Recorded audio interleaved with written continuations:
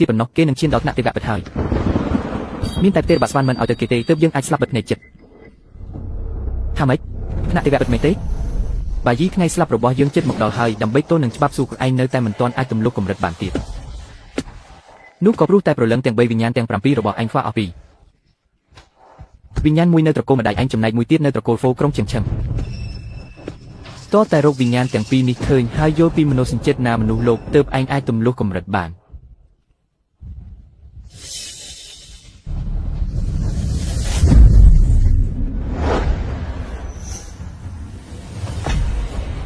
សូមគោរពលោកម្ចាស់គ្រូថ្មីក្នុងនាមជាព្រមលិខិតកំណត់មកបែបនេះហើយខ្ញុំនឹងទទួលយកចុះ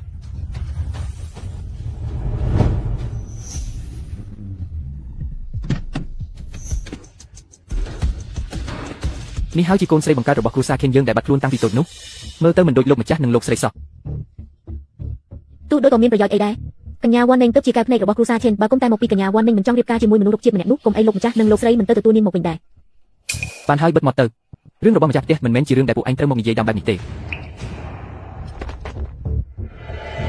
អ្នកនាងលោកម្ចាស់និងលោកស្រីកំពុងរងចាំអ្នកនាងតាំងពីព្រឹកមកម្លេះតោះខ្ញុំនាំអ្នកនាងចូលទៅ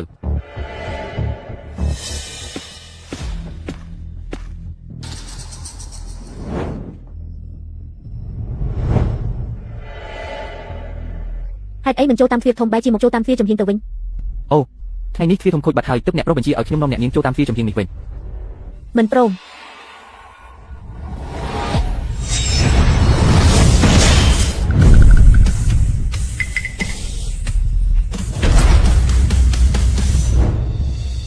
ម៉ាក់បងស្រីទៅតែជាកូនបង្កើតរបស់ម៉ាក់ប៉ាចំណែកកូនគ្រាន់តែជាកូនចិញ្ចឹមប៉ុណ្ណោះបើគាត់ត្រឡប់មកវិញតើម៉ាក់ប៉ានៅតែស្រឡាញ់កូនដូចមុនទៀតអត់មិននឹងអាចទៅម៉ាក់ចិញ្ចឹមឯងច្រើនឆ្នាំមកហើយក្តីស្រឡាញ់20ឆ្នាំនេះគ្មានអ្វីមកជំនួសបានទេប៉ាម៉ាក់ច្បាស់ជាស្រឡាញ់ឯងជាងហើយបើមិនអញ្ចឹងទេមិនក៏ឲ្យវ៉ាន់អ៊ីមកការជំនួសឯងធ្វើអីត្រូវហើយវ៉ាន់នាងកុំបារម្ភអីទោះមេក្មេងស្រីមកពីស្រែនឹងមកវិញក៏ឯងនៅតែជាព្រះនាងតូចតែម្នាក់គត់របស់ត្រកូលជីនដែរកុំបារម្ភអីបងខ្លាចវាមិនដឹងខ្យល់ទើបឲ្យវាចូលតាមទ្វារចំហៀងមិនឲ្យចូលតាមទ្វារធំទេឲ្យវាស្គាល់ដៃខ្លះឲ្យវាដឹងថាទោះបីជា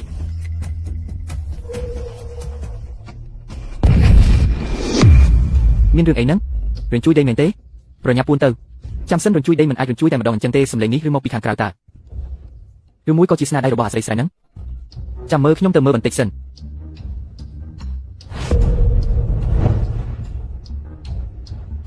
អាស្រីស្រែ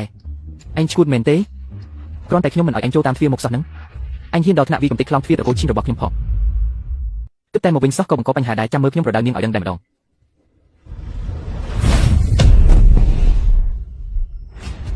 នរណាហ៊ានលេងល្បិចដាក់ខ្ញុំទោះបីជាខ្ញុំទៅតែត្រឡប់មកត្រកូលឈីនវិញក៏បងមិនបាច់លុតជង្គង់សំពះខ្ញុំខ្លាំងបែបនេះដែរគួតមែនឲ្យខ្ញុំលុតជង្គង់សំពះឯងនឹងហើយគ្មានផ្លូវទេក្នុងពេលដែលបងប្រុសគួរសំបែបនេះពិធីលុតជង្គង់សំពះមួយនេះខ្ញុំសូមទទួលយកចុះនាងក្មេងចង្រៃឈប់ភ្លាមជួយឲ្យឯងមិនអីទេមែនទេឯងនឹងវាអសមត្ថភាពមែនទេបណ្ដោយឲ្យនាងវាកំទេចទ្វារចោលបែបហ្នឹងហើយអ្នកប្រុសទ្វារនេះមិនមែនអ្នកនាងជាអ្នកវាកំទេចទេវាឈើធ្ងន់រាប់ពាន់ចិញ្ចៀងនឹងវាអាចដួលដោយខ្លួនឯងបានដែរហើយអ្នកប្រុសប៉ុន្តែអំបញ្ញមិញនេះវាពិតជាដួលដោយខ្លួនឯងមែនណាឯងនិយាយថាអីនៅសុខវាដួលខ្លួនឯងហើយខ្ញុំមានបំណងធ្វើបាបនាងឲ្យដើរតាមទ្វារចំហៀងតែស្រាប់តែទ្វារធំក៏ដួលតែម្ដងខ្ញុំទើបតែត្រូវគេប្រដាម្ដងទៀតហើយជើងរបស់ខ្ញុំស្រាប់តែរបួសដោយគ្មានមូលហេតុមីក្មេងស្រីម្នាក់នឹងប្រហែលជាប្រើមិនអាគមភ្លើងងឹតអីហើយមើលទៅមិនអាចទេនេះសម័យណាហើយនៅមានរឿងអបិយជំនឿអីទៀតទៅប្រហែលជាមីក្មេងចង្រៃនោះរៀបល្បិចបោកប្រាស់ទេដឹងនាងត្រឡប់មកវិញហើយអញមិនបាច់រៀបការទៀតទេចាស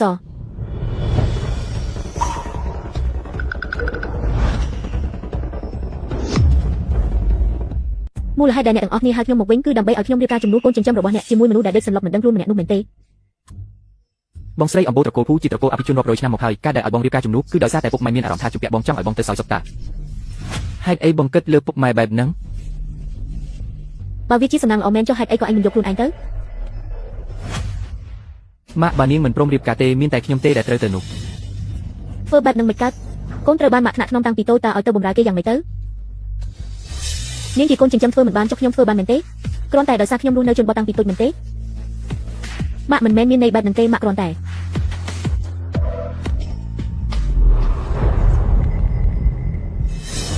វ៉ាន់អ៊ីទោះបីជាកូនរៀបការទៅបម្រើលោកប្រុសភូក៏បម្រើបានមិនយូរដែរ ខាងត្រកូលភូបានប្រាប់មកថាលោកប្រុសភូអាចរស់បានយ៉ាងយូរតែមួយសប្តាហ៍ទៀតប៉ុណ្ណោះឲ្យតែអញព្រមរៀបការប៉ានឹងថែមថ្លៃបណ្ណាការឲ្យអញ100លាន100លានចង់ដេញខ្ញុំឲ្យរៀបការបាត់ហ្នឹងចុះអញចង់បានប៉ុន្មាន 1000លាន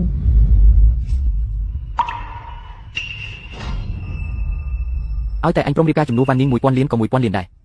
ខ្ញុំចង់បាន10000លានស្អីគេ10000លានបងស្រីទូបងខឹងខ្ញុំដែលរស់នៅផ្ទះត្រកូលឈិនជំនួសបងច្រើនឆ្នាំក៏ដោយក៏បងមិនគួរធ្វើបាបប៉ាម៉ាក់បែបនេះដែរបងទៅតែមកវិញសោះក៏សុំលុយប៉ា10,000លានបាត់ទៅហើយឈិនវ៉ាន់អ៊ីនៅស្រុកស្រែងនោះកុំថាឡើយ10,000លានសុំបីតែ100លានអញធ្វើការប្រមាណជាទៀតក៏រកមិនបានផងកុំមកចង់បានហួសហេតុពេកអញដឹងខ្លួនថាកំពុងនិយាយពីអីទេ10,000លាននឹងវាស្មើនឹងទ្រព្យសម្បត្តិពាក់កណ្ដាលរបស់ត្រកូលឈិនយើងទៅហើយវ៉ាន់អ៊ីអញពិតជាមិនដឹងខ្យល់អីសោះ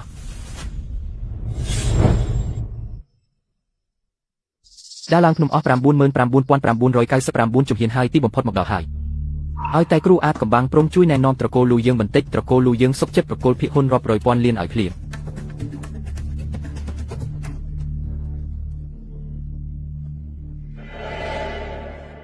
មនុស្សជាច្រើនសុខចិត្តចំណាយទ្រព្យសម្បត្តិរាប់រយពាន់លានគ្រាន់តែចង់ជួបខ្ញុំតែម្ដងប៉ុណ្ណោះខ្ញុំសុំតែ10,000លានសោះវាច្រើនណាស់មែនទេអញស្មានថាខ្លួនឯងជាអ្នកធំមកពីណាបានជាហ៊ានទាមទារឲ្យសង់មន្ទីរពេទ្យអស់លុយរាប់ពាន់លានបែបនេះ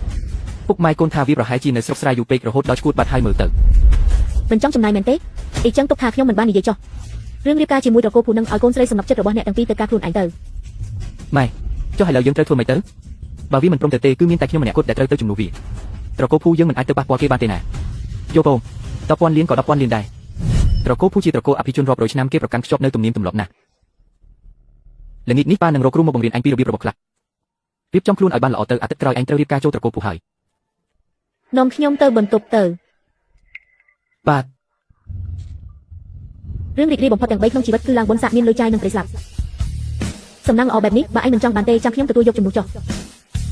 ពុកពិតជាចង់ឲ្យលុយវា10,000លានមែនហេអ្នកមីងមិននឹងអាចទៅរួចលុយប៉ាទុកឲ្យកូននឹងសេងមីងតើចាំដល់ពេលនឹងរៀបចំថ្លៃបណ្ណាការឲ្យនាងរៀបការចូលគ្រួសារត្រកូលភូទៅរឿងឲ្យលុយនឹងឬអត់មិនមែននាងជាអ្នកសម្រេចទេ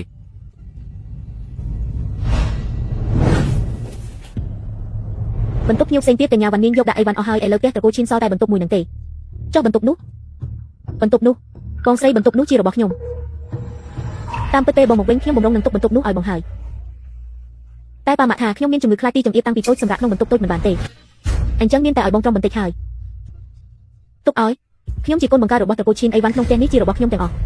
ចាំបាច់ឲ្យអញមកទុកឲ្យដែរខ្ញុំនឹងនៅបន្ទប់នោះឈិនវ៉ាន់អ៊ីឯងបងស្រីខ្ញុំដឹងថាបងខឹងខ្ញុំដែលដណ្ដើមជីវិតជាកូនស្រីអ្នកមានរបស់បងអស់ជាច្រើនឆ្នាំ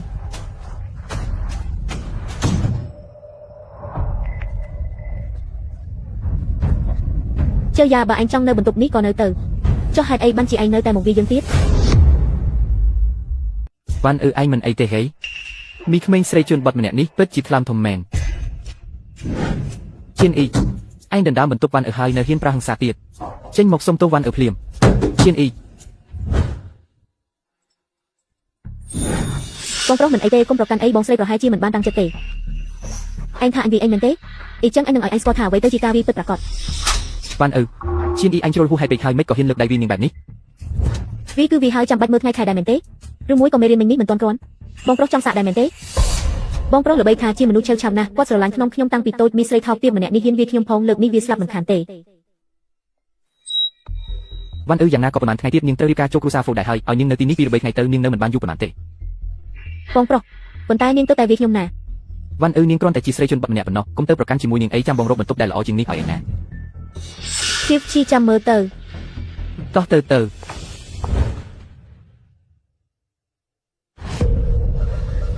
ខ្ញុំថាហើយគ្រូសាឈិនមិនអាចស្រឡាញ់កូនចិញ្ចឹមដល់ថ្នាក់នឹងទេតាមពិតឯងលួចជឿវិញ្ញាណរបស់ខ្ញុំសោះវ៉ាន់បងប្រុសខ្ញុំឈឺពេញខ្លួនតែម្ដងដូចមានអ្វីមកចាក់ដល់ខ្ញុំមិនឈប់អញ្ចឹងតើជាឯងមែនទេឯងធ្វើស្អីដាក់ខ្ញុំនឹងខ្ញុំគ្រាន់តែមកយករបស់ដែលជារបស់ខ្ញុំមកវិញតែប៉ុណ្ណោះមេស្រីថោកទាបឯងធ្វើស្អីដាក់ខ្ញុំឲ្យប្រាកដនឹងវ៉ាន់បងប្រុសខ្ញុំពិបាកក្នុងខ្លួនណាស់ដូចជាត្រូវគេបួចយកកម្លាំងអស់ពីខ្លួនអញ្ចឹងវ៉ាន់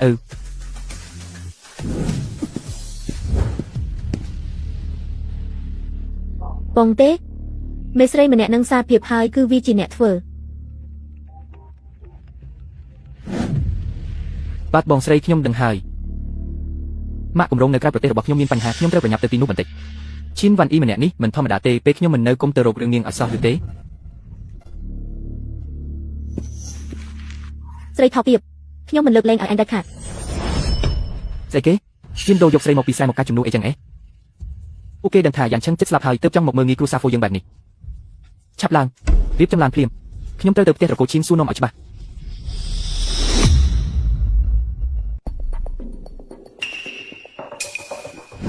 មិនចម្លែកទេដែលគ្រូសាគេនិយាយថានាងមកពីជនបទមិនស្គាល់ច្បាប់ទម្លាប់សោះពួកគេប្រាប់ថាបើចាំបាច់ខ្ញុំអាចប្រើរំពាត់បានមិននឹកស្មានថានាងរឹងក្បាលដល់ថ្នាក់នេះសោះកញ្ញាធានលូកដៃចេញមក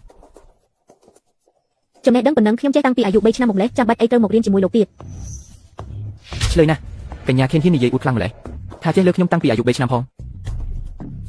អញ្ចឹងចាំមើលថានាងមានសមត្ថភាពដល់កម្រិតណាថ្ងៃនេះខ្ញុំនឹងឲ្យលោកគ្រូបានភ្លឺភ្នែកម្ដង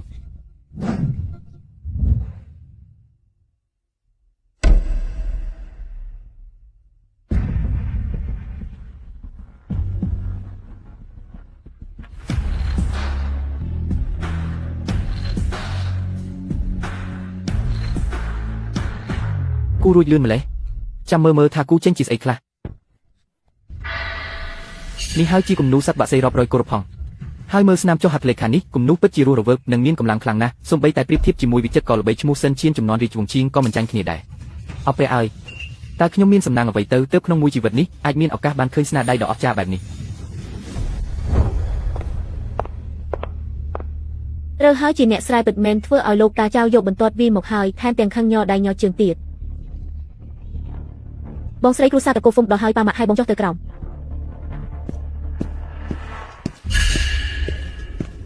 លោកតាចៅកុំខឹងអីបងស្រីខ្ញុំធ្លាប់តែឆ្លើយតាំងពីក្មេងធម្មជាតិពិបាកប្រដៅបន្តិចហើយលោកតាអាចយករបស់ដែលគាត់សរសេរទាំងនេះចុះទៅឲ្យប៉ាម៉ាក់ខ្ញុំមើលបានស្របពេលលោកយាយហ្វូក៏នៅទីនោះដែរដល់ពេលនោះប៉ាម៉ាក់ច្បាស់ជាជួយប្រដៅបងស្រីជំនួសលោកតាហើយលោកយាយហ្វូជាអ្នកប្រាជ្ញអក្សរសាស្ត្រស្អប់បំផុតគឺមនុស្សឆ្លើយគ្មានចំណេះដឹងបន្តិចទៀតនឹងឲ្យនាងខ្មាស់គេនៅមុខលោកយាយមិនខានគេចេះតែរករឿងអញគ្រប់រឿងបើអញទៅផ្ទះត្រកូហ្វូតើមានថ្ងៃល្អឯណាទៀតទៅ ទេពកោសល្យរបស់កញ្ញាឈីនបើមើលទូទាំងកូដាស៊ីគ្មានអ្នកណាអាចប្រៀបផ្ទឹមបានឡើយអាកប្បកិរិយារបស់ត្រកូលឈីនខ្លាចតែមិនដឹងថាផ្ទះខ្លួនឯងមានហង្សពិតប្រាកដនោះទេមិនបានទេគំនូដ៏ល្អឯកបែបនេះខ្ញុំមិនអាចគយគន់តែម្នាក់ឯងបានទេត្រូវតែយកវាចុះទៅឲ្យលោកស្រីចាស់បានបើកភ្នែកមើលផ្ទាល់ទឹកបាន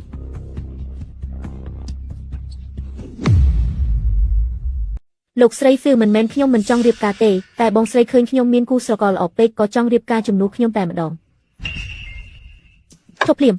ស្មានថាគ្រូសាហ្វីកមានលុយជួលអ្នកបម្រើ លោកស្រីហ្វឺកុំខឹងអីវ៉ានេះជាកូនបង្កើតរបស់យើងជំពាក់នាងច្រើនណាស់បើនាងចង់រៀបការយើងជាឪពុកម្ដាយមិននឹងដាច់ចិត្តបដិសេធទៅឯងលោកស្រីកាត់អីហ្នឹងលោកស្រីជឿធ្ងន់ណាស់ហើយនៅសល់តែដង្ហើមចុងក្រោយប៉ុណ្ណោះបើអ្នកទាំងអស់គ្នាធ្វើបាបគាត់ទៀតគឺដូចជាសម្លាប់គាត់អញ្ចឹងជាទោះបីជាលោកស្រីហ្វឺមិនពេញចិត្តនឹងឯងក៏ឯងមិនគួរមកដាក់ទំនាយគាត់បែបនេះដែរវ៉ានេះស្ងាត់មកទៅប្រញាប់ឡើងទៅលើផ្ទះវិញភ្លាមលោកស្រីហ្វឺសន្លប់បាត់ហើយប្រញាប់ឡើងហើយឡានពេទ្យមក ការចុះពីភ្នំលើកនេះគឺដើម្បីយករបស់ពីរយ៉ាងមកវិញរបស់មួយទៀតនៅផ្ទះត្រកូលហ្វឺបើលោកស្រីស្លាប់នៅទីនេះខ្ញុំប្រហែលជាគ្មានឱកាសជួបផ្ទះនោះទៀតទេមិនអីទេ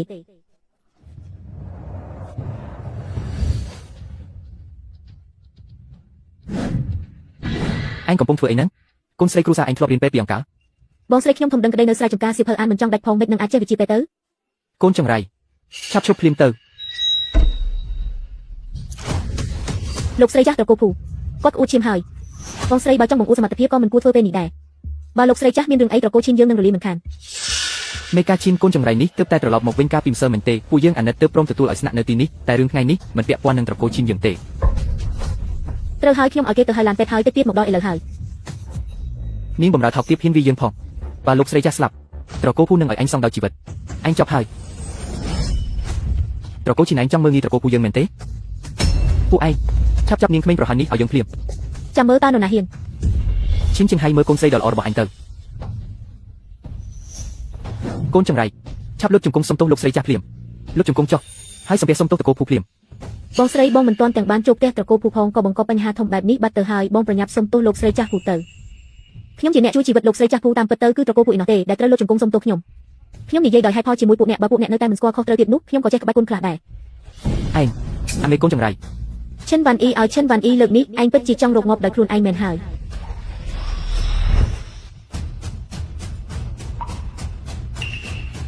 តើមានរឿងអ្វីកើតឡើងចំពោះខ្ញុំហ្នឹង តើខ្ញុំកើតអីហ្នឹង លោកស្រីម្ចាស់អ្នកដឹងខ្លួនហើយតែឥឡូវនេះអ្នកមានអារម្មណ៍យ៉ាងណាដែរ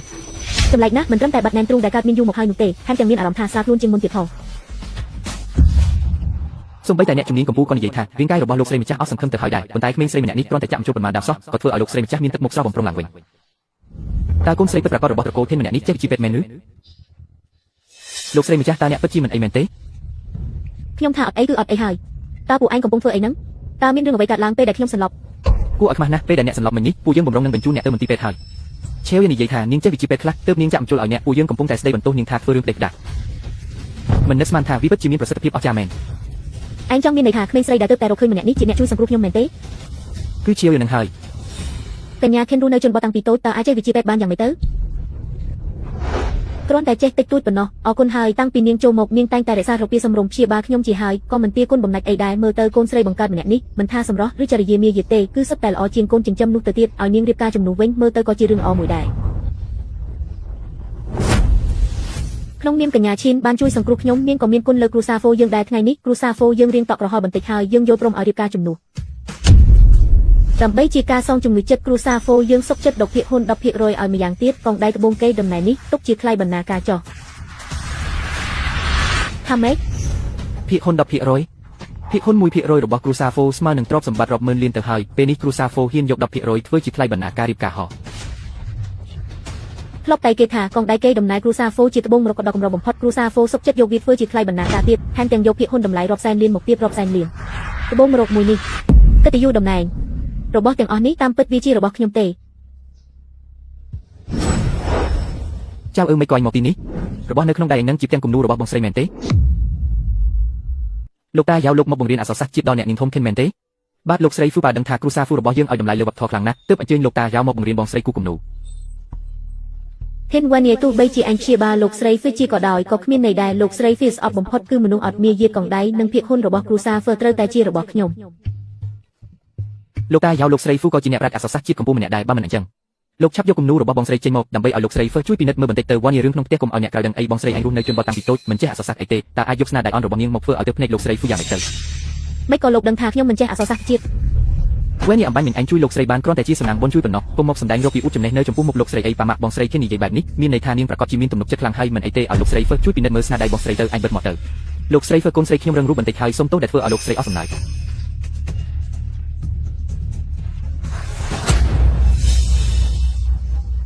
បើគ្រូសាហ្វូមិនជំទាស់រឿងរៀបការនេះទេចុះឲ្យពួកយើងជួនអ្នកត្រឡប់ទៅវិញសិនទៅ មើលទៅកូនស្រីបង្កើតនេះមិនស្មើនឹងកូនចិញ្ចឹមផងតែថាឲ្យតែវិជាពេទ្យនាងអាចមើលយ៉ាងឆាន់ជាសះស្បើយខ្ញុំសុកចិត្តចាត់ទុកនាងដូចចៅស្រីបង្កើតអញ្ចឹងក៏បានខ្ញុំរៀងហត់ដែរថ្ងៃនេះសូមត្រឡប់ទៅវិញសិនហើ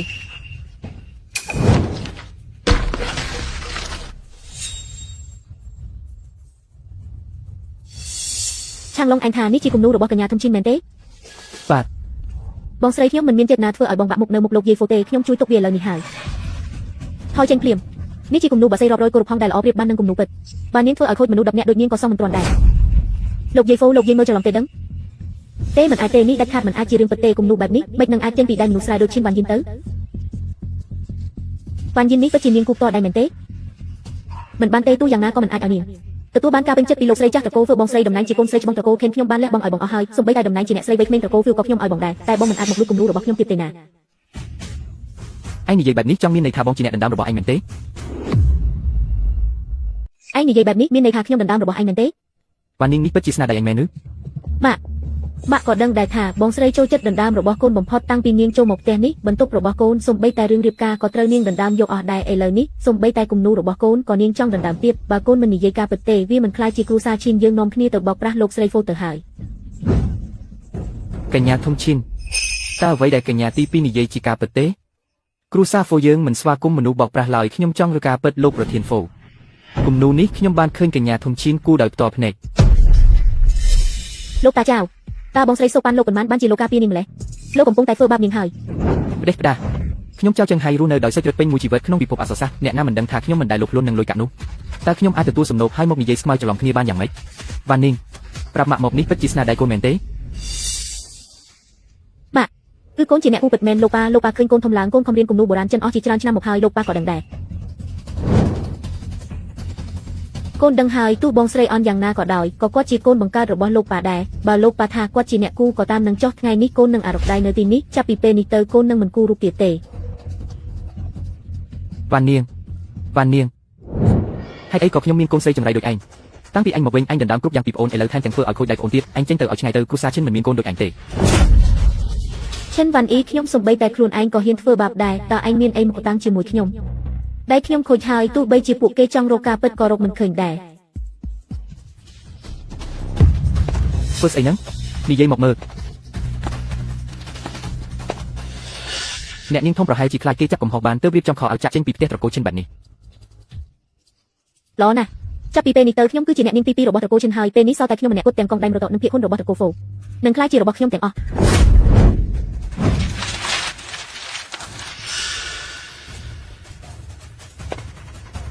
នាងកំពុងតែ លោកចង់ធ្វើអីហ្នឹងនាងកំពុងនាងចង់ធ្វើអីហ្នឹងនាងមិនមែនថាខ្ញុំលួចគំនូនាងទេអញ្ចឹងពេលនេះខ្ញុំនឹងឲ្យអ្នកទាំងអស់គ្នាមើលថាឈិនវ៉ាន់អ៊ីដូចជាខ្ញុំចាំបាច់ត្រូវលួចឬអត់ អូហូនឹកស្មានមិនដល់សោះថាចៅចេនហើយខ្ញុំមានឱកាសបានឃើញអ្នកនាងធំឈិនគូគំនូផ្ទាល់តែម្ដងទៀតអ្នកនាងធំឈិនចាស់ទុំម្នាក់នេះនឹងដុសទឹកខ្មៅជូនអ្នកនាង ឈិនវ៉ាន់អ៊ីលោកយាយចាស់នៅទីនេះមិនអាចបណ្ដោយឲ្យនាងមកធ្វើរឿងគួរឲ្យខ្មាស់គេនៅទីនេះបានឈប់ភ្លាមទៅ ស្នាមជក់ពិតជាអស្ចារ្យកាយវិការរស់រវើកស្រាលដូចហង្ហាបាត់បែនដូចនាគរីស្នាមជក់របស់អ្នកនាងធំឈិនបើចាត់ទុកថាជាមនុស្សអន់នោះចំណេះដឹងអក្សរសាស្ត្រប៉ុន្មានឆ្នាំរបស់ខ្ញុំមិនត្រឹមតែជាសិស្សទើបចូលរៀនទេ កម្លាំងជោគរបស់ឈិនវ៉ាន់អ៊ីពិតជាមិនធម្មតាមែនតែនាងគូចាប់ដោយមិនបានគូភ្នែកក្រែងលោសមត្ថភាពនៅមិនទាន់ដល់ដឹងខ្លួនឯងថាគូមិនចេញនៅវិញ្ញាណទើបខ្លាញ់ធ្វើជាមិនគូភ្នែក លោកយាយចាស់ចុះនាងរបស់វ៉ាន់អ៊ីបើប្រៀបធៀបជាមួយវ៉ាន់អ៊ឺយឹមហ្វុងតាអ្នកណាមានទ្វេដៃពូកែជាង បើនិយាយតាមត្រង់ទ្វេដៃគំនូទាំងពីរនេះគឺមិនចាញ់គ្នាឡើយតែបើនិយាយពីកាយវិការនិងវិញ្ញាណវិញគឺរូបហង្សពិតជាលើសមួយកម្រិត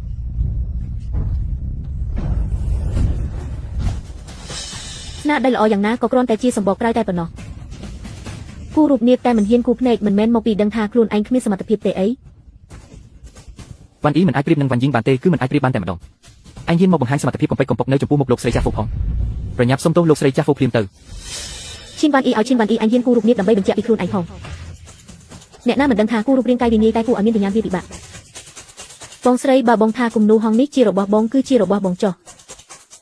ខ្ញុំមិនដណ្ដើមជាមួយបងទេហេតុអីចាំបាច់មកធ្វើរឿងឥតប្រយោជន៍នៅទីនេះធ្វើអីមែនណាហើយ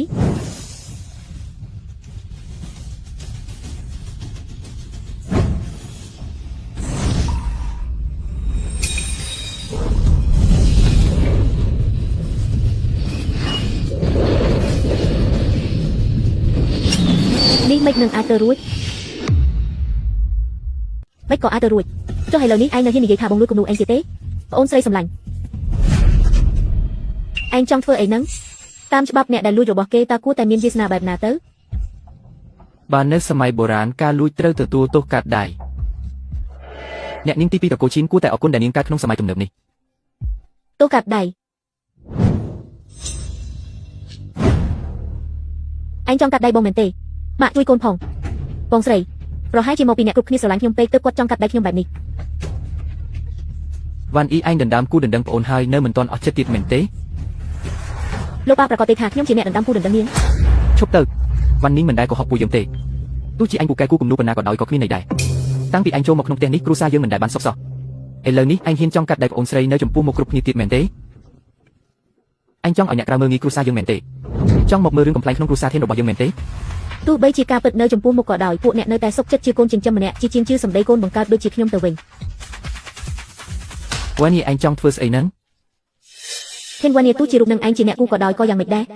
ឲ្យតែខ្ញុំស្រក់ទឹកភ្នែកបន្តិចប៉ាម៉ាក់នឹងជឿខ្ញុំដោយគ្មានលក្ខខណ្ឌមិនខានអូយឯងចង់ធ្វើអីលេងខ្ញុំភ្លាម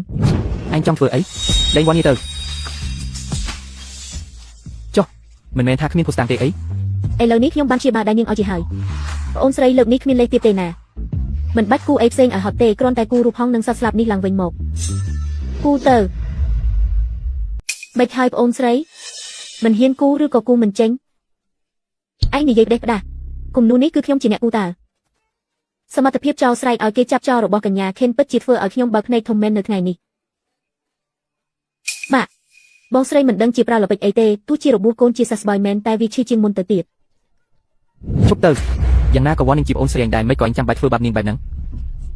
ប៉ាជឿថាវ៉ានីងមិនក៏ហប់ពួកយើងទេ អញ្ចឹងមានន័យថាម៉ាក់ជឿគ្រប់យ៉ាងដែលកូនចិញ្ចឹមម្នាក់នឹងនិយាយមែនទេទោះបីជាការពិតនៅចំពោះមុខក៏ម៉ាក់មិនជឿសម្ដីកូនបង្កើតម្នាក់នេះដែរ វ៉ាញ៉ាម៉ាក់មិនមែនមានន័យបែបហ្នឹងទេ មានន័យបែបហ្នឹងឬអត់អាកប្បកិរិយាម៉ាក់បានបង្ហាញច្បាស់ហើយកូនស្រីដែលគ្មានឈាមជ័រជាមួយគ្នាមិនថាគេនិយាយអីក៏ម៉ាក់ជឿដែរប៉ាអញ្ចឹងមែនតំណែងជាកូនស្រីច្បងត្រកូលថេននេះខ្ញុំក៏មិនចង់ធ្វើដែរ វ៉ានី អូយឈីណាវ៉ាន់ទៅឲ្យលឿនទៅឲ្យតែអញចេញទៅបាត់ឋានៈជាកូនស្រីត្រកូលឈីននឹងក្លាយជារបស់យើងម្នាក់គត់ហើយតំណែងជាកូនប្រសាត្រកូលហ្វូក៏ជារបស់យើងដែរវ៉ាន់ឈឺនៅត្រង់ណាឬក៏ឈឺដល់ក្នុងឆ្អឹងហេតុអីបានជាក្នុងចិត្តខ្ញុំមានអារម្មណ៍ថាឈឺចាប់ខ្លាំងបែបនេះឬមួយក៏នេះជាអ្វីដែលលោកគ្រូធ្លាប់ប្រាប់ថាជាមនោសញ្ចេតនារបស់មនុស្សលោក អ្នកនាងឈីនសុំជប់សិនទោះបីជាអ្នកផ្ទះត្រកូលឈីនមិនជឿក៏ខ្ញុំនៅតែជឿជាក់លើអ្នកនាងដែរក្នុងពេលដែលពួកគេមើលមិនឃើញពីតម្លៃរបស់អ្នកនាងបែបនេះគួរតែទៅផ្ទះត្រកូលហ្វូជាមួយខ្ញុំវិញល្អជាង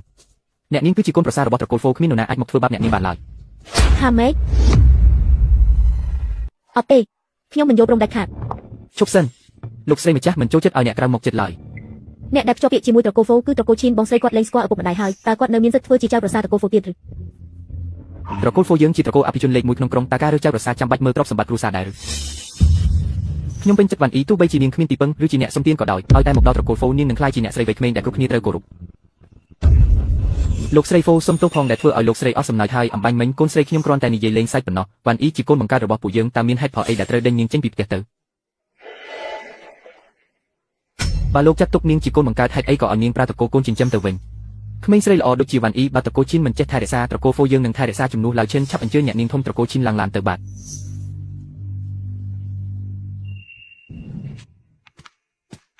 ទអ្នកនាងឈីនថ្ងៃស្អែកគឺជាថ្ងៃរៀបការហើយបាទនាងបើមិនយកទោះទេយប់នេះទៅស្នាក់នៅផ្ទះត្រកូលពូរបស់ពួកយើងទៅ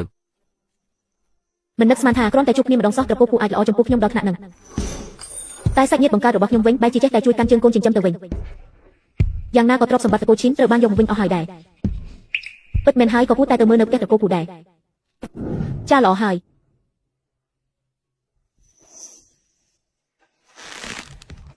យប៉ានីងកូនមិនមែនជឿដែរទេអីកុំប្រើកម្លាំងអីណាអូយកុំមកប៉ះខ្ញុំម៉ាក់ប៉ានីងហេតុអីក៏មានក្រសែភ្នែកបែបហ្នឹងឬមួយក៏ពួកយើងពិតជាមើលមនុស្សខុសមែនហើយអបាញ់មិញក៏យកច្រឡំលើវ៉ាន់អ៊ីដែរមែនទេអាចាស់ចង្រៃម៉ាក់កូនខុសហើយកូនមិនគួរច្រានម៉ាក់ទេតែបងស្រីពូកែពេកហើយពូកែរហូតធ្វើឲ្យកូនខ្លាចលោកយាយស្រឡាញ់តែគាត់មិនស្រឡាញ់កូនដល់ពេលហ្នឹងកូនខ្លាចប៉ាម៉ាក់ស្រឡាញ់តែគាត់មិនស្រឡាញ់កូនដែរកូនសុំទោសប្រហែលជាខ្ញុំគិតច្រើនហើយវ៉ាន់នីងតាំងពីតូចមកស្លូតបួតណាស់នាងមិនអាចមានល្បិចបែបនេះទេមិននឹងអាចទៅរួចកូនគឺជាកូនមាសកូនប្រាក់ដែលម៉ាក់ចិញ្ចឹមបីបាច់20ឆ្នាំមកហើយមិនក៏ម៉ាក់មិនស្រឡាញ់កូនទៅកុំគិតច្រើនអីម៉ាក់នាំកូនទៅសាបុនបន្តិច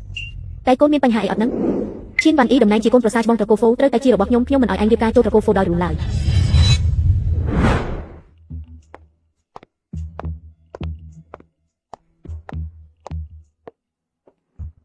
ក ញ្ញាឈីននេះគឺជាអ្នកប្រុសយ៉ាងឈិន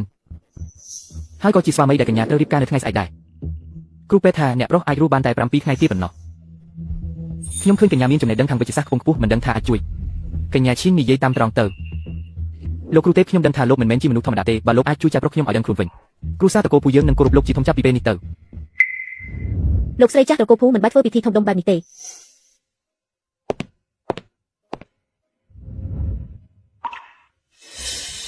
គាត់មិនមែនឈឺធ្ងន់ដល់ថ្នាក់នឹងទេគឺត្រូវបានគេបំពុលសោះបំពុលអីយ៉ាងឆិនជាអ្នកបន្តវេនតែម្នាក់គត់របស់ត្រកូលហ្វូតើអ្នកណាហ៊ានដល់ថ្នាក់នឹងហ៊ានមកបំពុលគេនេះចង់ឲ្យត្រកូលហ្វូយើងដាច់ពូជមែនទេ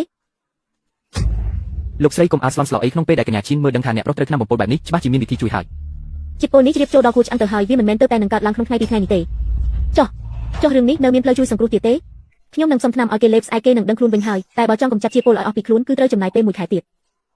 តខ្ញុំទៅយកគ្រឿងសរសេរមកឥឡូវនេះមិនបាច់ទេថ្នាំនេះបើខុសតែបន្តិចអាចនឹងគ្រោះថ្នាក់ដល់ជីវិតខ្ញុំនឹងទៅរៀបចំដោយខ្លួនឯងឆាប់រៀបចំឡានជូនកញ្ញាឈីនទៅមន្ទីរពេទ្យភ្លាមទេទៅកន្លែងលក់ថ្នាំបុរាណតែម្ដងទៅខ្ញុំនឹងទេទៅលោកហ្វុងឲ្យគាត់រៀបចំឱសថដែលល្អបំផុតជូនកញ្ញាឈីន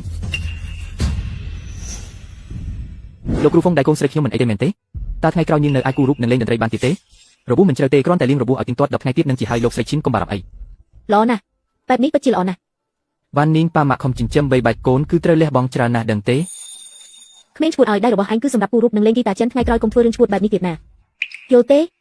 តោះទៅវិញបាត់អញ្ជើញទៅចុះ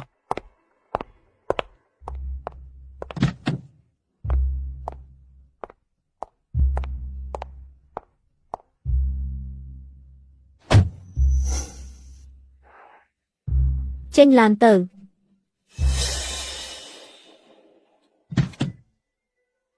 នោះមិនមែនជាពូឈិនអ្នកគ្រប់គ្រងផ្ទះត្រកូលហ្វូទេអីលោកស្រីចាស់ហ្វូក៏មកព្យាបាលនៅទីនេះដែរ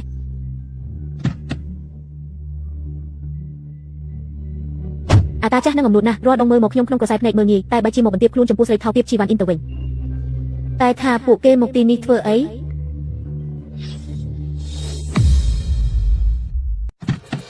វ៉ាន់នាងឯងចង់ទៅណាម៉ាក់កូនទៅតែនឹកឃើញថាល្ងាចនេះកូនមានណាត់ដើរផ្សារជាមួយមិត្តភក្តិម៉ាក់នឹងតែកុំឡានត្រឡប់ទៅមុនចុះចេញឡានទៅកញ្ញាឈិនមកទីនេះដើម្បីផ្សំថ្នាំឲ្យអ្នកប្រូហ្វូមែនទេលោកស្រីម្ចាស់ហ្វូបានផ្ដាំថាទំនិញមានតម្លៃទាំងអស់នៅក្នុងហាងនេះកញ្ញាអាចរើសបានតាមចិត្តស្អីគេមានម្នាក់នឹងចង់ព្យាបាលឲ្យអ្នកប្រូហ្វូផងមិនបានទេបើសិនជានាងពិតជាមានសមត្ថភាពព្យាបាលអ្នកប្រូហ្វូឲ្យដឹងខ្លួនវិញមែននោះតំណែងជាកូនប្រសាត្រកូលហ្វូច្បាស់ជាធ្លាក់ក្នុងដៃនាងមិនខានខ្ញុំមិនអាចបន្តឲ្យនាងធ្វើបានសម្រេចឡើយ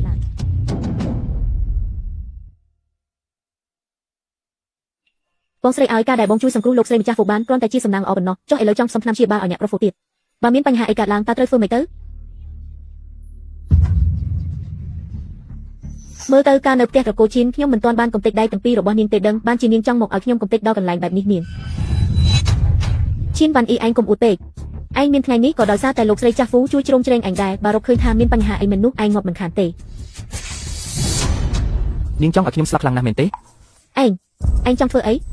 កុំបារម្ភអីពេលនេះខ្ញុំមិនទាន់ធ្វើអីនាងទេខ្ញុំនឹងឲ្យនាងមើលខ្ញុំខ្លាចជាអ្នកស្រីវ័យក្មេងរបស់ត្រកូលហ្វូមានភាពហ៊ុនក្នុងត្រកូលហ្វូហើយមានអំណាចពេញទីក្រុងជាងឈឹមចំណែកចៅដែលលួចអត្តសញ្ញាណនិងលួចគំនូររបស់ខ្ញុំដូចជានាងខ្ញុំនឹងឲ្យនាងសង់អ្វីគ្រប់យ៉ាងមកវិញសង់មកវិញឲ្យគ្រប់ចំនួនទាំងអស់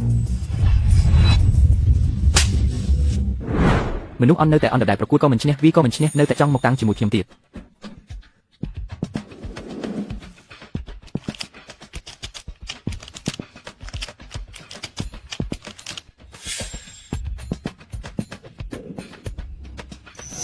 កញ្ញាឈិនមិនអីទេមែនទេ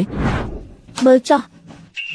ឈៀនបានអ៊ីខ្ញុំមិនឲ្យឯងបានសម្រេចបំណងឡើយថ្ងៃស្អែកអូអ៊ីខ្ញុំនឹងធ្វើឲ្យនាងបាត់បង់កេរ្តិ៍ឈ្មោះឲ្យតិចទេសៀវសៀម៉ាក់បងឈឺកាលពីមុនលោកគ្រូហ្វុងបានចេញថ្នាំឲ្យគាត់ខ្លះបងចាំថាលោកគ្រូហ្វុងធ្លាប់ប្រាប់ថាថ្នាំទាំងនេះមិនអាចលេបលើសកម្រិតទេបើមិនអញ្ចឹងនឹងពោលមែនទេ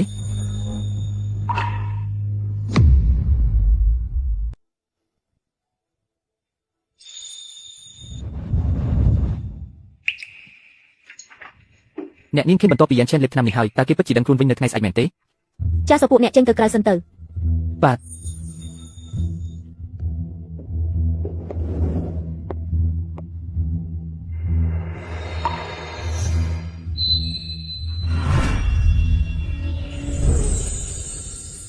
ខ្ញុំស្មានថាគ្រូសាគេគ្រាន់តែជាគ្រូសាអ្នកមានធម្មតាមិននឹកស្មានថាមានជាប់ពាក់ព័ន្ធជាមួយពួកគ្រូមន្តអាគមសោះអ្នកដែលចង់សម្លាប់គេមិនត្រឹមតែដាក់ថ្នាំបំពុលពីយ៉ាងឆិនប៉ុណ្ណោះទេថែមទាំងប្រើដៃកូស៊ីប្រលឹងទៀតផងមិនអីទេក្នុងនាមលោកយាយលោកល្អចំពោះខ្ញុំនឹងជួយសង្គ្រោះជីវិតលោក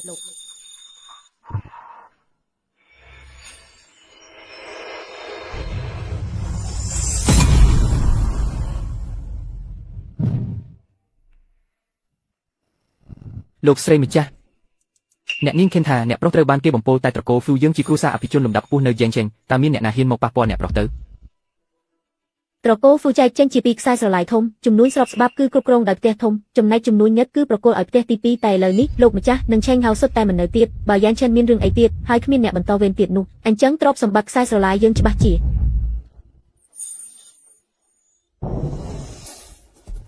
លោកស្រីចង់មានន័យថាផ្ទះទី2ជាអ្នកធ្វើបាបអ្នកប្រុសមែនទេ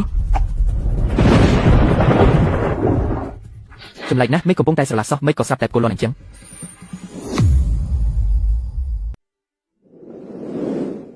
ម៉ាក់ថ្ងៃស្អែកជាថ្ងៃរៀបការរបស់បងជីដូនមួយហើយអាយុផ្លេងនឹងសល់ពេលរស់តែ6ថ្ងៃទៀតទេគ្រូសាធំនៅតែគិតចង់ប្រើការរៀបការដើម្បីលើករាសីឲ្យវាទៀតតែពួកគេមិនដឹងទេថាវាត្រូវគេដាំចូលត្របាក់វិញ្ញាណតាំងពីយូរហើយលោកគ្រូទីប្រាប់ហើយថាមកចូលទាំង5នេះបើដាំចូលហើយទូទេវតាក៏ជួយមិនបានដែរចាំតែអាយុផ្លេងនឹងមកទៅគ្រូសាហ្វូទាំងមូលនឹងធ្លាក់មកក្នុងដៃយើងហើយកាលឯងនៅតូចគ្រូទីធ្លាប់ប្រាប់ថាថ្ងៃមុខឯងច្បាស់ជាមានអនាគតល្អបើលេបត្របាក់គ្រូសាធំបានហើយមើលទៅទូទាំងក្រុងជាងឆឹងនេះឬទូទាំងកូដាសៀគ្រូសាយើងនឹងក្លាយជាតកោអភិជនលេខ1មិនខានឲ្យអាយុផ្លេងនឹងរៀបការបាត់ទៅហើយចុះឯងវិញពេលណាទើបនាំកូនប្រសាមកឲ្យម៉ាក់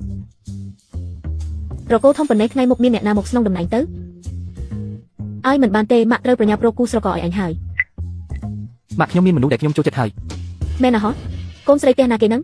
ម៉ាក់នឹងរៀបចំទៅចូលស្ដីដណ្ដឹងភ្លាមខ្ញុំក៏មិនដឹងថាគាត់ឈ្មោះអីដែរគឺថា ធ្លាប់ជួបគ្នានៅក្នុងពិធីជប់លៀងមួយ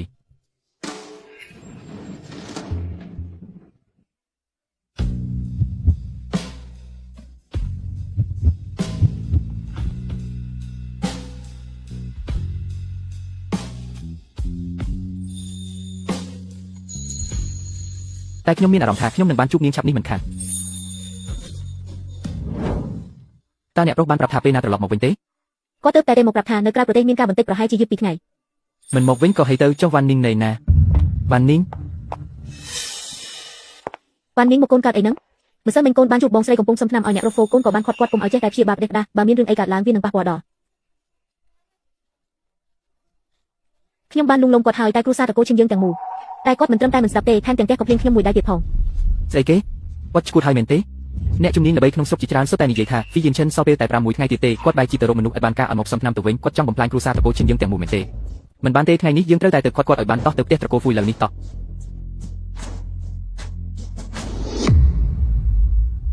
អបអរសាទរលោកស្រីម្ចាស់អបអរសាទរផងណា អរគុណច្រើនហើយ ប៉ុន្មានថ្ងៃមុនវាថាអ្នកស្រីម្ចាស់ត្រកូលហ្វូមិនសូវស្រួលខ្លួនតែថ្ងៃនេះឃើញអ្នកស្រីស្រស់ស្រាយណាស់មិនដូចជាជឿអីបន្តិចសោះពិតមែនហើយពេលមានរឿងសប្បាយចិត្តក៏ស្រស់ស្រាយតាមនឹងដែរ និយាយថាកូនក្រមុំថ្មីជាកូនស្រីដែលតកូលឈិនទៅតែរកឃើញវិញមែនទេបើអាចឲ្យអ្នកស្រីម្ចាស់ពេញចិត្តបានប្រកាសជាមិនធម្មតាឡើយក ញ្ញាឈិនវ៉ាន់អ៊ីពិតជាមនុស្សមិនធម្មតាមែន គ្រាន់តែជាក្មេងស្រីមកពីជនបទសោះមានអីអស្ចារ្យទៅចាំមើលទៅខ្ញុំទេដែលជាអ្នកស័ក្តិសមបំផុតធ្វើជាកូនប្រសារតកូលហ្វូ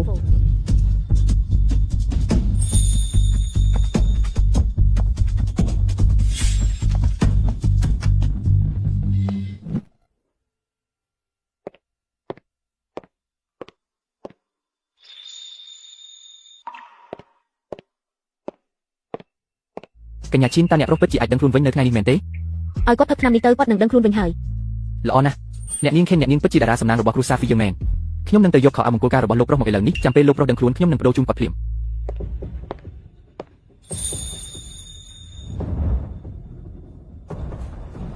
ជប់ភ្លាម ឈិននាងអញចង់ធ្វើអីហ្នឹង លោកឈិនមានការអីដែរ ឆ្លើយណាស់ឯងនិយាយជាមួយឪពុកបង្កើតបែបហ្នឹងមែនទេនៅស្រុកស្រែច្រើនឆ្នាំមកនេះពិតជាគ្មានអ្នកបង្រៀនសុជីវធម៌ដល់ឯងមែនទេ ខ្ញុំគិតថាខ្ញុំនិយាយច្បាស់ហើយខ្ញុំនឹងគ្រួសារឈិនគ្មានពាក់ព័ន្ធគ្នាទៀតទេ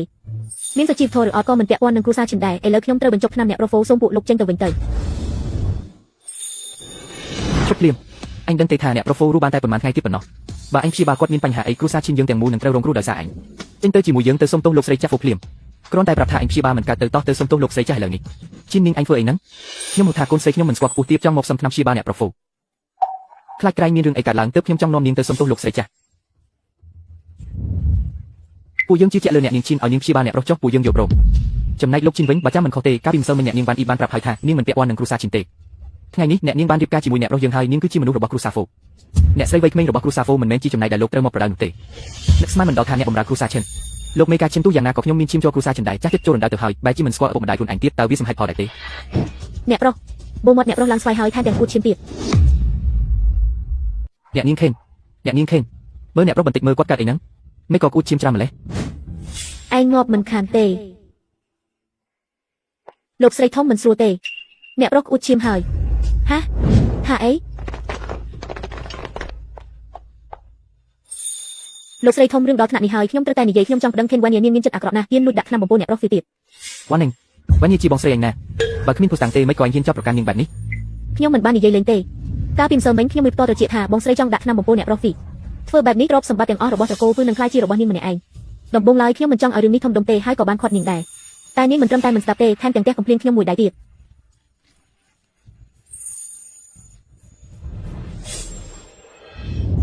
អ្នកនាងខេនតើអ្វីដែលនាងនិយាយជាការពិតមែនទេចុះបើខ្ញុំប្រាប់ថាខ្ញុំត្រូវបានគេចោទប្រកាន់តើលោកស្រីជឿខ្ញុំទេតើអ្នកជានរណាឲ្យប្រកាសទៅយាយចាស់មកនេះសម្ដែងដល់ថ្នាក់នេះហើយនៅតែចង់កាន់ជើងខេនវ៉ានីទៀតប៉ុន្តែលោកប្រុសហ្វូពុលហើយតើនេះមិនចាត់ទុកជាភស្តុតាងទេម្យ៉ាងទៀតថ្ងៃនេះលោកតាវែងក៏នៅទីនេះដែរតើបងស្រីពិតជាបានដាក់ថ្នាំមែនឬអត់លោកតាវែងមើលតែបន្តិចក៏ដឹងដែរ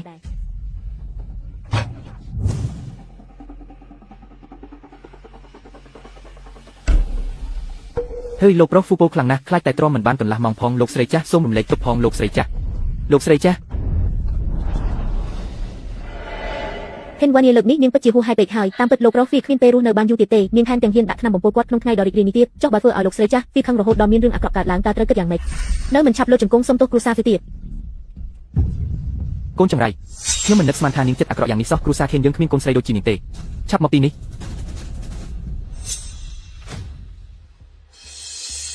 ខេនវ៉ានីនាងតូននឹងខ្ញុំមិនឈ្នះទេនាងគួរតែនៅទីនេះរងចាំសេចក្តីស្លាប់យ៉ាងស្ងៀមស្ងាត់ទៅចូលទទួលកំហឹងរបស់ត្រកូលពូទៅ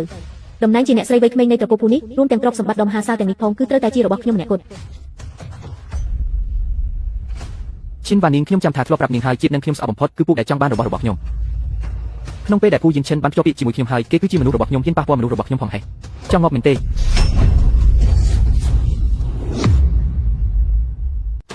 ឈិនវ៉ាន់អ៊ីអញធ្វើឲ្យអ្នកប្រហ្វូស្លាប់ហើយនៅចង់ច្របាច់កសម្រាប់អូនស្រីអញទៀតមែនទេពួកអញនៅឈរធំធ្វើអីទៀតប្រញាប់ជួយមនុស្សទៅ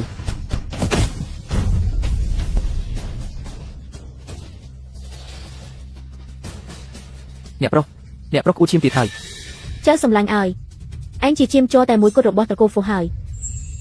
បើអញទៅចោលយាយតើយាយត្រូវរស់នៅយ៉ាងម៉េចចុះត្រកូលហ្វូត្រូវធ្វើម៉េចទៅឈិនវ៉ាន់អ៊ីអញបំពល់គេមិនអស់ចិត្តទេអីនៅចង់សម្លាប់គេផ្ទាល់ដៃទៀតមែនទេ កញ្ញាឈិនពួកយើងទុកចិត្តអ្នកខ្លាំងណាស់ថែមទាំងសុខចិត្តប្រគល់ទ្រព្យសម្បត្តិពាក់កណ្ដាលឲ្យទៀតហេតុអីអ្នកហ៊ានធ្វើរឿងបែបនេះមិនមែនខ្ញុំជាអ្នកបំពុលទេឥឡូវនេះពីជ្រាបចូលដល់បេះដូងហើយមានតែខ្ញុំម្នាក់គត់ដែលអាចជួយគេបានតែបើនៅយូរតែកន្លះនាទីទៀតទោះជាទេវតាចុះមកក៏ជួយមិនបានដែរលោកស្រីម្ចាស់កុំជឿនាងអីនាងគ្រាន់តែជាក្មេងស្រីមកពីជនបទប៉ុណ្ណោះមិនចេះវិជាពេទ្យអីបន្តិចសោះនាងដឹងអីទៅគេមានសមត្ថភាពអីអស្ចារ្យទៅលើកមុនគេជួយលោកបានគ្រាន់តែសំណាងអដូចឆ្មាខ្វាក់ប៉ះកណ្ដុរងាប់តែប៉ុណ្ណោះខ្ញុំប្រាប់លោកចុះគេមិនចេះវិជាពេទ្យអីបន្តិចសោះបើមិនជឿសួរពុកម៉ែខ្ញុំទៅពិតមែនហើយលោកស្រីចាស់ឈិនយូត្រូវបានគ្រូសេម្នាក់ចិញ្ចឹមតាំងពីតូចគេទៅតែអាយុ20ជាងប៉ុណ្ណោះតើគេអាចមានវិជាពេទ្យខ្ពង់ខ្ពស់បែបហ្នឹងបានយ៉ាងម៉េចទៅលោកគ្រូហ្វុងជាគ្រូពេទ្យចិនដ៏ល្បីបំផុតក្នុងក្រុងសានជាងលោកគ្រូបានប្រាប់ហើយថាគេរស់មិនបានកន្លះម៉ោងទៀតទេបើលោកស្រីនៅតែបណ្ដោយឲ្យគេធ្វើផ្ដេសផ្ដាស់ទៀតនោះអ្នកប្រហ្វូប្រហែលជាមិនបានទេបើចាំកន្លះម៉ោងទៀតគាត់ពិតជាគ្មានសង្ឃឹមនោះទេមិនបានទេបើនាងម្នាក់នេះមានសមត្ថភាពមែននោះគម្រោងការខ្ញុំនឹងត្រូវបរាជ័យមិនខានតែខាតមិនអាចឲ្យនាងចាក់ជុំជាសាសបានឡើយ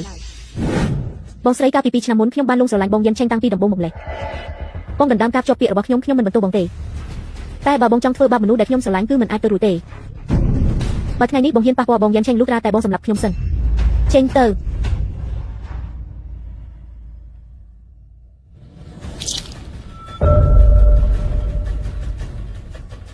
ចប់ហើយលោកប្រុសធ្វើដាច់ខ្យល់ស្លាប់បាត់ហើយ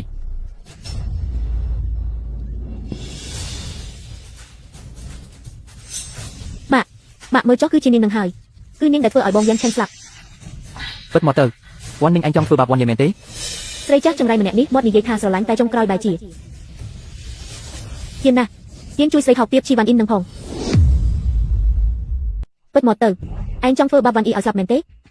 ល្មមហើយយ៉ាងឈិនគេទៅបាត់ហើយតើអ្នកចង់ឲ្យគេទៅទាំងមិនស្ងប់ចិត្តមែនទេលោកឈិនសូមអញ្ជើញពួកគេចេញទៅក្រៅឲ្យអស់ទៅ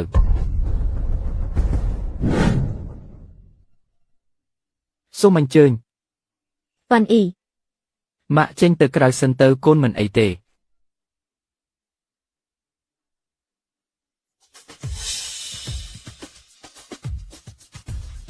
តាំងពីវ៉ាន់អ៊ីបាត់ខ្លួនកាលពីអាយុ5ឆ្នាំមកខ្ញុំមិនដែលបានបំពេញតួនាទីជាម្ដាយឲ្យបានល្អសោះតែនាងគឺជាកូនស្រីបង្កើតរបស់ខ្ញុំមិនអាចឈរមើលនាងរងគ្រោះដោយសារកំហឹងរបស់គ្រូសាហ្វូបានទេ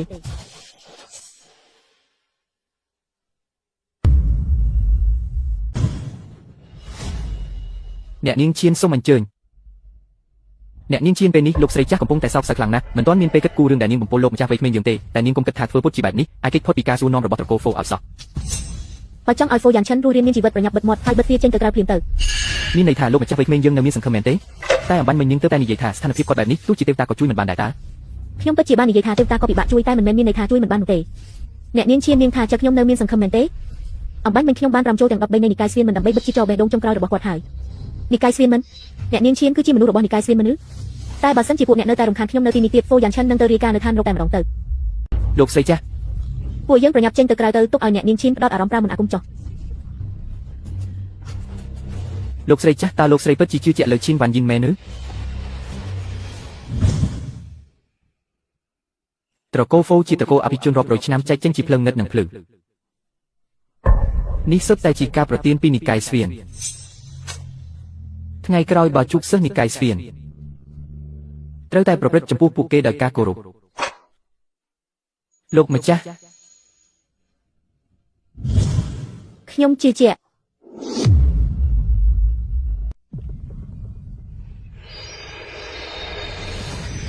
សំណាងហើយដែលវិញ្ញាណរបស់ខ្ញុំមួយចំណែកនៅជាប់នឹងខ្លួនឯងពេលដែលឯងដាច់ខ្យល់វាបានជួយការពារដង្ហើមចុងក្រោយរបស់ឯងទុក បើមិនដូច្នោះទេក៏មិនងាយស្រួលសង្គ្រោះឯងមកវិញបែបនេះដែរ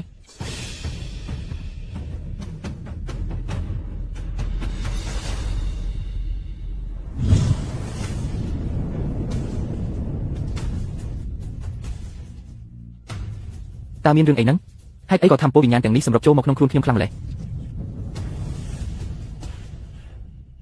ចុះបងអូនបានអ៊ីមិនមែនទេគឺលោកម្ចាស់សម្ព័ន្ធបានទម្លុះកម្រិតហើយ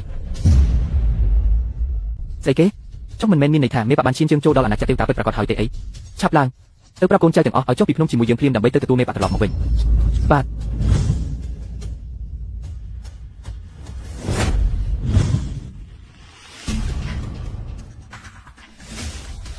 ស្អីគេ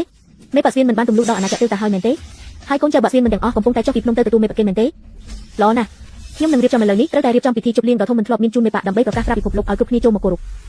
បាទមេបាស្អីគេហើយអាណាចក្រទេវតាពិតប្រាកដនឹងជាស្អីទៅគ្រូអ៊ូប្រាប់ថាមេបាស្វៀនមិនបានទម្លុះកម្រិតទៀតហើយទីថ្ងៃទៀតនឹងមានរៀបចំពិធីជប់លៀងបាស្វៀនមិនដើម្បីប្រកាសប្រាប់ពិភពលោក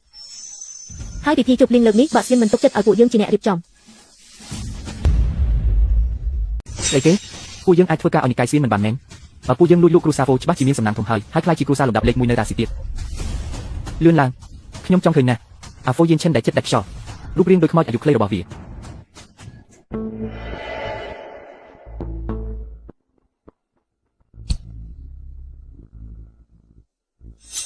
លោកយាយហ្វូកុំពិបាកចិត្តអីណាបងយៀនឈិនក៏ធ្លាប់ជាមនុស្សដែលខ្ញុំស្រឡាញ់ដែរទោះគាត់មិននៅក៏លោកយាយអាចចាត់ទុកខ្ញុំជាចៅស្រីបង្កើតបានដែរខ្ញុំនឹងមើលថែលោកយាយដូចជាលោកយាយបង្កើតអញ្ចឹងពិតមាត់អញទៅបើអញហ៊ាននិយាយផ្ដេសផ្ដាស់ទៀតប្រយ័ត្នយើងទេឲ្យបែកមាត់សូមទោសលោកស្រីម្ចាស់ខ្ញុំមិនបានតាំងចិត្តនិយាយបែបហ្នឹងទេគ្រាន់តែមិនចង់ឃើញលោកស្រីមិនសប្បាយចិត្តតែប៉ុណ្ណោះរឿងទាំងអស់នេះគឺមកពីអាស្រីឈីនវ៉ាន់អ៊ីនឹងជាអ្នកបង្កគ្រួសារឈីនរបស់ពួកយើងពិតជានៅខាងគ្រួសារហ្វូជីនិចដាច់ខាត់មិនលើកលែងឲ្យស្រីថោកទាបម្នាក់នោះឡើយវ៉ាន់នីងឈប់ទៅឯងមិនឃើញលោកស្រីម្ចាស់កំពុងតែពិបាកចិត្តខ្លាំងទេអីនៅចង់រំលឹកទៀតឯងចង់សម្លាប់វ៉ាន់អ៊ីមែនទេម៉ាក់ពីមុនម៉ាក់មិនដែលកាច់ដាក់កូនបែបហ្នឹងទេលោកស្រីម្ចាស់ហ្វូយថាអ្នកស្រីជាអ្នកមានចិត្តបុណ្យសន្តោសប្រណីខាងគ្រួសារខ្ញុំមានព្រះនាងខ្វានអ៊ីមត្បូងមរកសមុទ្រខាងត្បូងមួយអង្គខ្ញុំបានឲ្យគេយកមកតាមផ្លូវហើយសង្ឃឹមថាលោកស្រីម្ចាស់នឹងមានចិត្តមេត្តាលើកលែងជីវិតវ៉ាន់អ៊ីផងទៅម៉ាក់ឈួតហើយមែនទេនោះជាគេមរករបស់លោកតាណាម៉ាក់បែរជាយកវាទៅជួយស្រីឃាតករឈីនវ៉ាន់អ៊ីនឹងទៅវិញឯងបិទមាត់ឲ្យចិត្តទៅម៉ាក់តាំងពីតូចដល់ធំម៉ាក់មិនដែលនិយាយពាក្យធ្ងន់ដាក់ខ្ញុំសំបីមួយម៉ាត់តែពេលនេះម៉ាក់បែរជាដើម្បីមានស្រីថោកទាបនោះស្រីថោកទាបស្អីនាងជាបងស្រីឯងជាកូនស្រីបង្កើតរបស់ម៉ាក់ចេះតែនិយាយថាស្រឡាញ់ខ្ញុំថ្នាក់ក្នុងខ្ញុំពេលនេះខ្ញុំដឹងច្បាស់ហើយទោះខ្ញុំខំប្រឹងយ៉ាងណាក៏ដោយក៏ម៉ាក់នៅតែមិនភ្លេចថានាងជាកូនស្រីបង្កើតរបស់ម៉ាក់ដែរវ៉ាន់នាងឲ្យម៉ាក់មិនមែនមានន័យអញ្ចឹងទេម៉ាក់គ្រាន់តែទោះម៉ាក់មានន័យយ៉ាងណាក៏ដោយក៏មិនអាចកែប្រែការពិតដែលឈិនវ៉ាន់យីធ្វើបាបងយ៉ាងឆឹងដែរឈិនវ៉ាន់យីនាងធ្វើបាបងយ៉ាងឆឹងហើយនៅហ៊ានចុះមកទៀតវ៉ាន់នាងឲ្យម៉ាក់សុំអង្វរកុំចាក់សាំងលើភ្លើងទៀតអីម៉ាក់ទោះកូនស្ដេចខុសក៏ត្រូវមានទោសដែរទោះនាងជាកូនម៉ាក់ជាបងស្រីខ្ញុំក៏ម៉ាក់មិនត្រូវកាន់ជើងនាងបែបនេះដែរសូមលោកស្រីចាស់ដាក់ទោសនាងឲ្យធ្ងន់ចុះមិនបាច់យកដល់មុខមាត់គ្រួសារឈិនយើងទេលោកឈិនមិនក៏មិននិយាយអីអញ្ចឹងប្រញាប់រកផ្លូវជួយកូនទៅវ៉ាន់អ៊ីជាកូនបង្កើតយើងណាឯងឈួតហើយមែនទេត្រកូលហ្វូជាអ្នកណាមីកូនចង្រៃនេះហ៊ានធ្វើបាបអ្នកប្រុសត្រកូលហ្វូតើឲ្យខ្ញុំជួយវាយ៉ាងម៉េចឈិនវ៉ាន់អ៊ីឯងងាប់មិនខានទេនរណាមិនដឹងថាលោកស្រីចាស់ត្រកូលហ្វូសាហាវប៉ុណ្ណាល្បិចក៏គាត់សាហាវជាងពួកបាតសង្គមទៅទៀតឯងធ្វើឲ្យហ្វូយៀនឆឹងស្លាប់លោកស្រីចាស់មិនឲ្យឯងមានជីវិតដើរចេញពីទីនេះឡើយ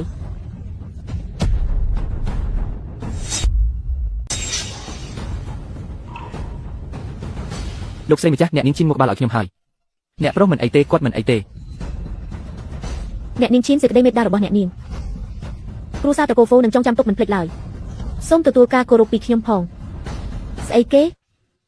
លោកស្រីម្ចាស់ហ្វូលោកស្រីវង្វេងហើយមែនទេនាងជាអ្នកធ្វើបាបបងយ៉ាងឆិនចុះហេតុអីលោកស្រីបែរជាសំពះនាងទៅវិញអ្នកនាងឈិនសម្ដីរបស់អ្នកនាងដូចជាចង់ឲ្យអ្នករស់យើងមានរឿងអីអញ្ចឹងវ៉ាន់ឪប្រញាប់សុំទោសគ្រូសាត្រកូលហ្វូភ្លាមទៅខ្ញុំនិយាយខុសត្រង់ណាហេតុអីត្រូវសុំទោសគ្រប់គ្នាសុទ្ធតែឃើញនឹងភ្នែកគឺឈិនវ៉ាន់អ៊ីជាអ្នកធ្វើបាបបងយ៉ាងឆិនឥឡូវមិនត្រឹមតែលោកស្រីម្ចាស់ទេសូម្បីតែពូឆិនក៏កាន់ជើងនាងដែរ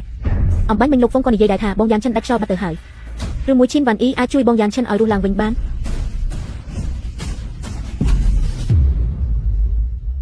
យ៉ាងឆិនអ្នកប្រុសដឹងខ្លួនហើយពិតមែនហើយយ៉ាងឆិនដឹងខ្លួនពិតមែនហើយលោកតាហហ្វុងជាគ្រូពេទ្យល្បីឈ្មោះណាស់មនុស្សដែលគាត់ថាជួយមិនបានតែអ្នកនាងឈិនបែរជាជួយបានទៅវិញឆាប់ឡើងខ្ញុំចង់ទៅមើលយ៉ាងឆិន លោកស្រីធំសុំឈប់សិនអ្នកប្រុសកំពុងផ្លាស់សម្លៀកបំពាក់គាត់ឲ្យអ្នករងចាំបន្តិចគាត់នឹងចុះមកឥឡូវនេះហើយ ល្អណាស់អ្នកនាងឈីនអ្នកពិតជាអ្នកមានគុណរបស់គ្រួសារពួកយើងមែនមិនអាចទេមិនក៏អាចទៅរួចខ្ញុំដឹងហើយឯងប្រកាសជាសុបានមេផ្ទះរួមដៃគ្នាពុទ្ធលោកស្រីធំមែនទេប្រកាសជាអញ្ចឹងហើយលោកស្រីធំគុំជឿនាងអីកាលពីម្សិលមិញខ្ញុំឃើញអ៊ំឆាំងមានអកប្បកិរិយាចម្លែកដាក់ឈីនវ៉ាន់អ៊ីណាប្រកាសជាស្រីកញ្ជ្រោងម្នាក់នេះប្រើមិនអាគមអីហើយ អ្នកនាងឈៀងហ៊ាននិយាយពីគូដណ្ដឹងខ្ញុំនៅចំពោះមុខមនុស្សច្រើនបែបនេះស្មានថាខ្ញុំស្លាប់បាត់ហើយមែនទេ មិនក៏អាចទៅរួចហ៊ានវ៉ានីមិនក៏អាចជួយសង្គ្រោះមនុស្សដែលឈប់ដកដង្ហើមទៅហើយឲ្យរស់ឡើងវិញបានទៅឥឡូវនេះដល់ពេលដែលយើងត្រូវទូទាត់បញ្ជីដែលឯងបានបំពោវីយ៉ាងឆេងហើយបងស្រីច្បាស់ណាស់ថាបងជាអ្នកបំពោខ្លួនឯងមិនក៏បងមកទម្លាក់កំហុសឲ្យខ្ញុំបែបនេះបើខ្ញុំបំពោវីយ៉ាងឆេងហើយត្រូវចំណាយកម្លាំងមកជួយសង្គ្រោះគេវិញតើខ្ញុំធ្វើបែបនឹងដើម្បីអីខ្ញុំមិនដឹងថាបងធ្វើបែបនេះដើម្បីចង់បានការទុកចិត្តពីគ្រួសារតកូលធ្វើឲ្យកាន់តែខ្លាំងទេដឹង ជាអ្វីក្នុងឆ្នាំមួយចាស់នេះមានគេលួចដាក់ថ្នាំពុលហើយអ្នកដែលមានឱកាសដាក់វាបំផុតគឺឯងនឹងហើយ បើឯងទុកចិត្តលោកតាវែងខ្លាំងម្ល៉េះមិនហៅគាត់មកមើលទៅថាអ្វីដែលខ្ញុំនិយាយវាពិតឬអត់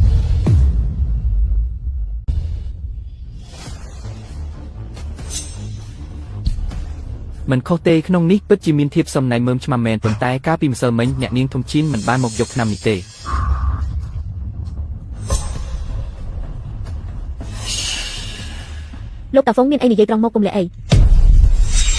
ម្សិលមិញកូនសិស្សប្រាប់ខ្ញុំថាអ្នកនាងទីពីឈីនស្រាប់តែមកយកមើមឆ្មាំយ៉ាងច្រើនដំបូងខ្ញុំឆ្ងល់ណាស់ព្រោះថ្នាំនេះមានជាតិពុលខ្លាំងបំផុតខ្ញុំបានផ្ដាំហើយផ្ដាំទៀតថាដាច់ខាតកុំប្រើវាលើសកម្រិតឲ្យសោះមិននឹកស្មានថាអ្នកនាងទីពីឈីនយកវាទៅធ្វើរឿងអាក្រក់សោះ មិនមែនទេខ្ញុំមិនបានធ្វើរឿងបែបហ្នឹងទេខ្ញុំយកថ្នាំនេះគឺដើម្បីទុកឲ្យអ្នកម៉ាក់ប្រើសម្រាប់ថែរក្សាសុខភាពតើលោកម្ចាស់ហ្វឹងខ្ញុំមិននឹកស្មានថាលោកក៏មកចាប់ប្រកាន់ខ្ញុំបែបនេះដែរ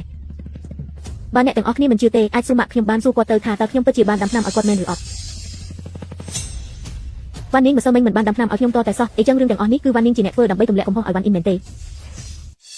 លោកស្រីឈីនសំណួរនេះពិបាកឆ្លើយណាស់មែនទេ បាទខ្ញុំជាណាស់ជួយខ្ញុំផង លោកស្រីចាស់ហ្វឹងកំពុងសួរអ្នកហើយនិយាយមកម្សិលមិញវ៉ានីងបានដាំថ្នាំឲ្យអ្នកមែនអត់ខ្ញុំមើលទៅរឿងនេះពិតជាស្នាដៃនាងមែនថ្ងៃនេះខ្ញុំត្រូវតែកាច់ដៃនាងឲ្យខាន់តែបាន តើគឺជាអ្នកដែលស្រឡាញ់ខ្ញុំជាងគេក្នុងផ្ទះនេះតែគាត់បែរជាចង់ផ្ដាច់ទំនាក់ទំនងជាមួយខ្ញុំទៅវិញម៉ាក់ជួយខ្ញុំផងម៉ាក់ស្រឡាញ់ខ្ញុំជាងគេមែនទេខ្ញុំមិនចង់ស្លាប់ទេកាលពីម្សិលមិញហ៊ូនីងពិតជាបានទិញម្សៅសេងឆនវូមកដាំថ្នាំឲ្យខ្ញុំមែនហើយថ្នាំហ្នឹងក៏ខ្ញុំជាអ្នកឲ្យនាងទិញដែរអ្នកស្រីម្ចាស់តកូឈីនម្នាក់នេះរស់នៅក្រៅស្រុកតាំងពីដើមមកគាត់ស្លូតបូតណាស់មិនចេះនិយាយកុហកទេឬមួយក៏បងស្រីបើបងមិនចូលចិត្តខ្ញុំទេបងអាចប្រាប់ត្រង់បានខ្ញុំនឹងចាក់ចេញពីតកូឈីនហើយប្រកូលឋានៈជាកូនស្រីច្បងឲ្យបងវិញប៉ុន្តែបងមិនអាចមកចោទប្រកាន់ខ្ញុំបែបនេះទេ នាងថាគេចោទប្រកាន់នាងមែនទេអីចឹងសាកបញ្ជាក់មើលទៅម្សៅសេងឆនវូមានពណ៌ត្នោតនាងថាមិនបានដាក់ថ្នាំបំពុលទេចុះម្សៅដែលនៅជាប់ក្រចកដៃនាងនឹងជាស្អីទៅវិញ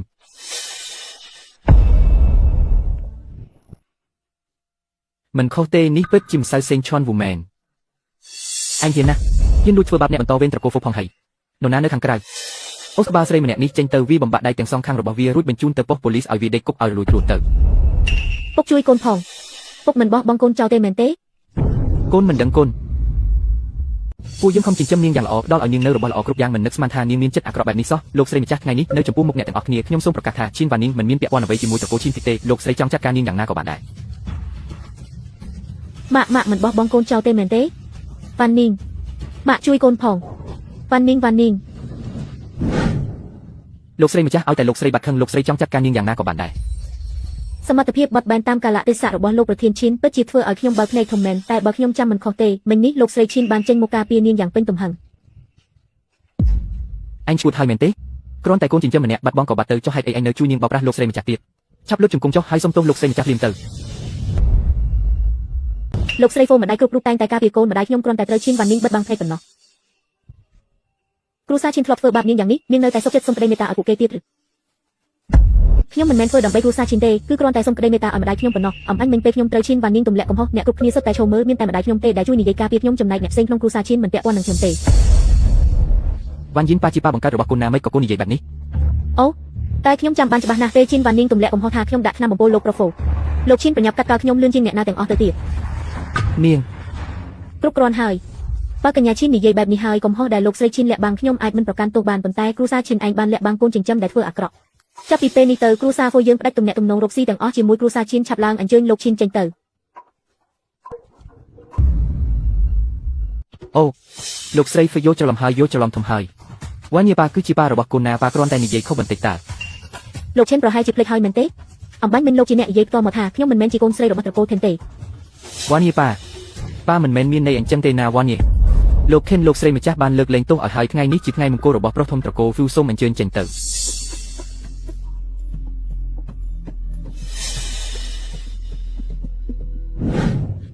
ៅគុំអី ឈប់ភ្លាមនាងមិនអីទេមែនទេ លោកគឺជា ពួកយើងធ្លាប់ជួបគ្នានៅក្នុងកម្មវិធីសប្បុរសធម៌មួយកាលនោះនាងបានដេញពីនបទ Lowland Breaking the Formation ហើយខ្ញុំក៏បានបរិច្ចាគប្រាក់10លាននាងភ្លេចហើយមែនទេ គឺលោកមែនទេ តើមានរឿងអីហ្នឹងថ្ងៃនេះជាថ្ងៃមង្គលរបស់ហ្វូយិនឈិនពួកអញហ៊ានមកបង្កបញ្ហានៅទីនេះផងអ្នកប្រុសទី2គឺបែបនេះទេកញ្ញាឈីងបានដាក់ថ្នាំបំពុលបំរុងសម្រាប់អ្នកប្រុសធំលោកស្រីម្ចាស់បានបញ្ជាឲ្យពួកយើងកាច់ដៃនាងហើយបញ្ជូនទៅប៉ូលីស អ្នកប្រុសទី2គ្រូសាហ្វូមិនមែនមានតែហ្វូយិនឈិនម្នាក់ទេអីមិនក៏មានអ្នកប្រុសទី2ទៀតឬមួយក៏គាត់គឺជាអ្នកប្រុសទី2ដែលគេល្បីថាត្រូវបានបណ្តេញចេញពីគ្រូសាហ្វូគ្រូសាហ្វូខ្សែស្រឡាយសម្ងាត់ពិតជាមិនធម្មតាមែនពីឆ្នាំមកនេះការរីកចម្រើនរបស់ពួកគេគឺលើកពីខ្សែស្រឡាយចំទៅទៀតបើខ្ញុំអាចតាក់ទងគាត់បានមិនបាច់ទៅខ្វល់អែបអបជាមួយហ្វូយិនឈិនទៀតទេអ្នកប្រុសទី2មិនមែនបែបហ្នឹងទេទាំងអស់នេះគឺបងស្រីខ្ញុំបង្កាច់បង្ខូចខ្ញុំទេ កុំបារម្ភអីមានខ្ញុំនៅទីនេះគ្មាននរណាហ៊ានធ្វើបាបនាងបានឡើយខ្ញុំនឹងនាំនាងទៅមន្ទីរពេទ្យឥឡូវនេះ អរគុណអ្នកប្រុសទី2ហ្វូ អ្នកប្រុសនេះជាបញ្ជារបស់លោកស្រីចាស់អ្នកមិនអាចនាំនាងទៅបានទេឯងគ្រាន់តែជាអ្នកបម្រើម្នាក់ក្នុងគ្រួសារពីសោះហ៊ានមករ៉ាំងយើងផង បើអ្នកបម្រើរារាំងឯងមិនបានចុះបើជាយើងវិញ លោកយាយអ្នកនាងខិនមានចំណេះដឹងខ្ពង់ខ្ពស់ដៃរបស់នាងគឺសម្រាប់ដេញពិនលោកយាយបែរជាបញ្ជាឲ្យគេវាបំបត្តិដៃនាងទៅវិញនេះមិនមែនចង់សម្លាប់នាងទេអី ពេលដែលនាងដាក់ថ្នាំបំពុលបងជីដូនមួយឯងបើនាងគិតពីផលវិបាកបន្តិចយើងក៏មិនធ្វើបែបនេះដាក់នាងដែរអ្នកប្រុសហ៊ីមិនមែនបែបហ្នឹងទេពួកគេចោទប្រកាន់ខ្ញុំ លោកយាយវង្វេងហើយមែនទេបងជីដូនមួយចិត្តស្លាប់ទៅហើយតើនាងអាចទៅបំពុលមនុស្សដែលចិត្តស្លាប់ទៅហើយធ្វើអីខ្ញុំមិនជឿថាអ្នកនាងខិនអាចធ្វើរឿងបែបនេះបានទេថ្ងៃនេះខ្ញុំត្រូវតែនាំនាងទៅឲ្យបាន ឯង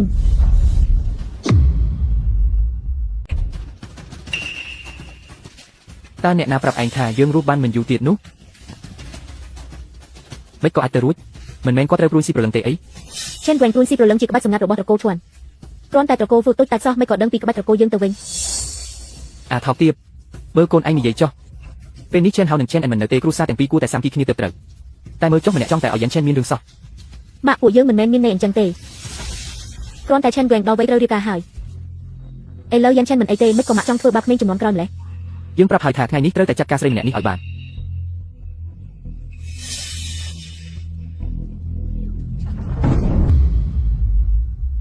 លោកយាយពីថ្ងៃទៀតនិកាយស្វៀនមិននឹងរៀបចំពិធីជប់លៀងដើម្បីអបអរមេនិកាយដែលបានសម្រេចកម្រិតទេពអន្តៈនិកាយស្វៀនមិនបានផ្ដល់កិត្តិយសឲ្យលោកជាអ្នករៀបចំពិធីនេះពេលនោះនឹងមានអ្នកមកចូលរួមរាប់ម៉ឺននាក់គ្រួសារទី2របស់យើងនឹងក្លាយជាដៃស្ដាំរបស់មេនិកាយហើយនឹងហក់ឡើងខ្ពស់ដាច់មិនខានឯងច្បាស់ហើយមែនទេដែលចង់ប្រឆាំងនឹងគ្រួសារទី2របស់ខ្ញុំដើម្បីតែបងជីដូនមួយម្នាក់ហ្នឹង និកាយស្វៀនមិន ឮថាគ្រួសារត្រកូលហ្វូមិនសូវត្រូវគ្នាទេបើទោះជាអ្នកប្រុសធំជាអ្នកជំនួញពូកែតែសុខភាពគាត់ខ្សោយណាស់គ្រួសារទី1ត្រូវគេសង្កត់សង្កិនរហូតឥឡូវគ្រួសារទី2មានខ្សែស្រឡាយនឹងនិកាយស្វៀនមិនទៀតច្បាស់ជាពិបាករស់ហើយ លោកស្រីចាស់ត្រកូលហ្វូខ្ញុំយល់ថាអ្វីដែលអ្នកប្រុសនិយាយគឺមានហេតុផលយ៉ាងដែរក្នុងក្រុមនេះអ្នកណាក៏ដឹងថាអ្នកប្រុសធំរស់បានមិនយូរដែរចុះកញ្ញាឈិនទៅបំពុលគាត់ធ្វើអីវាមិនសមហេតុផលសោះ ពិតមែនហើយទៅវិញគឺអនាគតកូនប្រសារស្រីនឹងឯងតាំងពីនាងមកដល់ឃើញថាសម្ដីមិនធម្មតាឡើយបើថាមានអ្នកចង់បំពុលអ្នកប្រុសធំមែននោះមានតែនាងម្នាក់គត់ដែលមានការសង្ស័យបំផុតត្រូវហើយពួកយើងជឿជាក់ថាកញ្ញាវ៉ាន់នីងពិតជាត្រូវបានគេទម្លាក់កំហុសឲ្យមែនរបស់គូសៀនគឺ ពួកឯងដឹងទេបាក់ស្វៀនមិនគឺជាបាក់ដែលសំបីតែម្ចាស់ជីវិតក៏ត្រូវលុតជង្គង់សម្ភារដល់ទៅ3ដង5 4ដងដែរនឹកស្មានមិនដល់ថាអ្នកប្រុសទី2ត្រកូលហ្វូអាចធ្វើការឲ្យបាក់ស្វៀនមិនបានឲ្យតែខ្ញុំបានការជាមួយគេកុំថាឡើយឈិនបានអ៊ីសំបីតែលោកស្រីចាស់ត្រកូលហ្វូក៏ត្រូវអន់ក្បាលគោរពខ្ញុំដែរអូយឈឺដៃណាស់តើដៃខ្ញុំនឹងត្រូវខូចរហូតមែនទេ កុំបារម្ភអីបងនឹងនាំអូនទៅមន្ទីរពេទ្យឥឡូវនេះ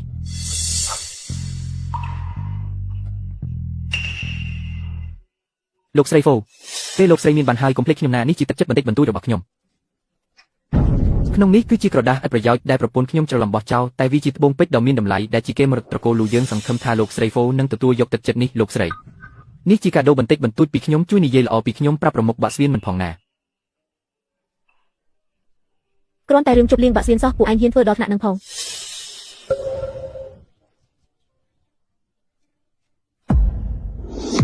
តើឯងជានរណាឲ្យប្រកាសទៅកញ្ញាឈិនបើនាងមិនដែលឃើញពិភពលោកទេនាងអាចចេញទៅស៊ើបសួរមើលទៅថាទ្វារស្វៀនមិនជាអ្វីឲ្យប្រកាសមែនហើយកញ្ញាឈិនកុំយកភាពល្ងងខ្លៃរបស់នាងមកបង្ហាញពីភាពល្ងងខ្លៃរបស់នាងអីទ្វារស្វៀនមិនបើមើលទូទាំងប្រទេសចិនសូម្បីតែម្ចាស់ប្រទេសក៏មិនអាចចូលជួបបានដោយញីដែរមនុស្សដូចជានាងកុំថាឡើយទ្វារស្វៀនមិនដល់ពេលជប់លៀងស្វៀនមិនសូម្បីតែមកទ្វារក៏នាងចូលមិនរួចផង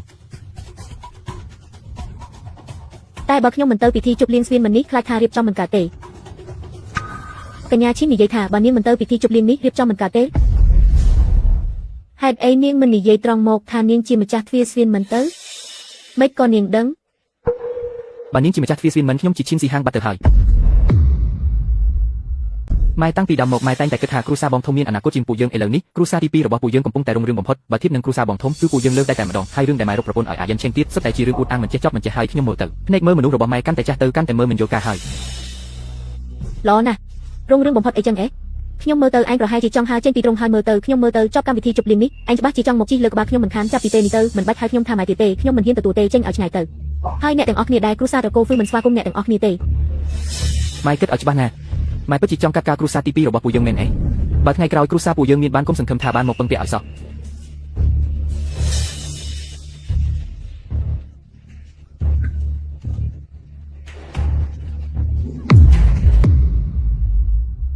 លោកឆិននៅក្នុងដល់ណាទៀតពិតទ្វារដេញភ្ញៀវអញ្ជើញប៉ាន់នាងកូនមកវិញហើយ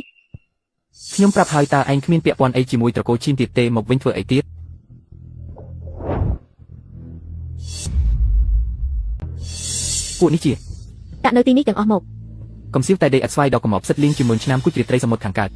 ពេងកែវចរណៃសមុទ្រខាងត្បូងរបស់ទាំងនេះសុទ្ធតែជារបស់មានតម្លៃកុំរកបានវ៉ាន់នាងកូនរបស់ទាំងនេះសុទ្ធតែជាកាដូដែលអ្នកប្រុសទី2ត្រកូលហ្វូជូនខ្ញុំជាមនុស្សរបស់គេរួចហើយគេថាជូនរបស់ទាំងនេះជាសញ្ញានៃភាពស្មោះត្រង់ចាំចាប់ពិធីជប់លៀងស្វៀនមិនគេនឹងមកសុំដណ្ដឹងខ្ញុំដោយផ្ទាល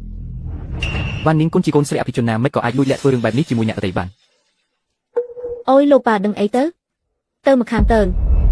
វ៉ាន់នាងកូននិយាយពីពិធីជប់លៀងស្វៀនមិនអីហើយអ្នកប្រុសទី2ណា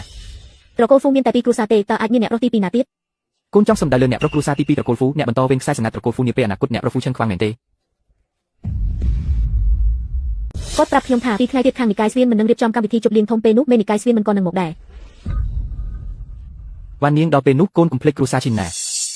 រឿងនឹងគ្មានបញ្ហាទេពុកតែខាងគ្រួសារហ្វូចិត្តមកចូលស្ដីដណ្ដឹងហើយបើថ្លៃបណ្ណាការតិចពេកខ្ញុំទៅរស់នៅផ្ទះគេមុខជាគ្មានតម្លៃគ្មានសិទ្ធិនិយាយស្ដីអ្វីទាំងអស់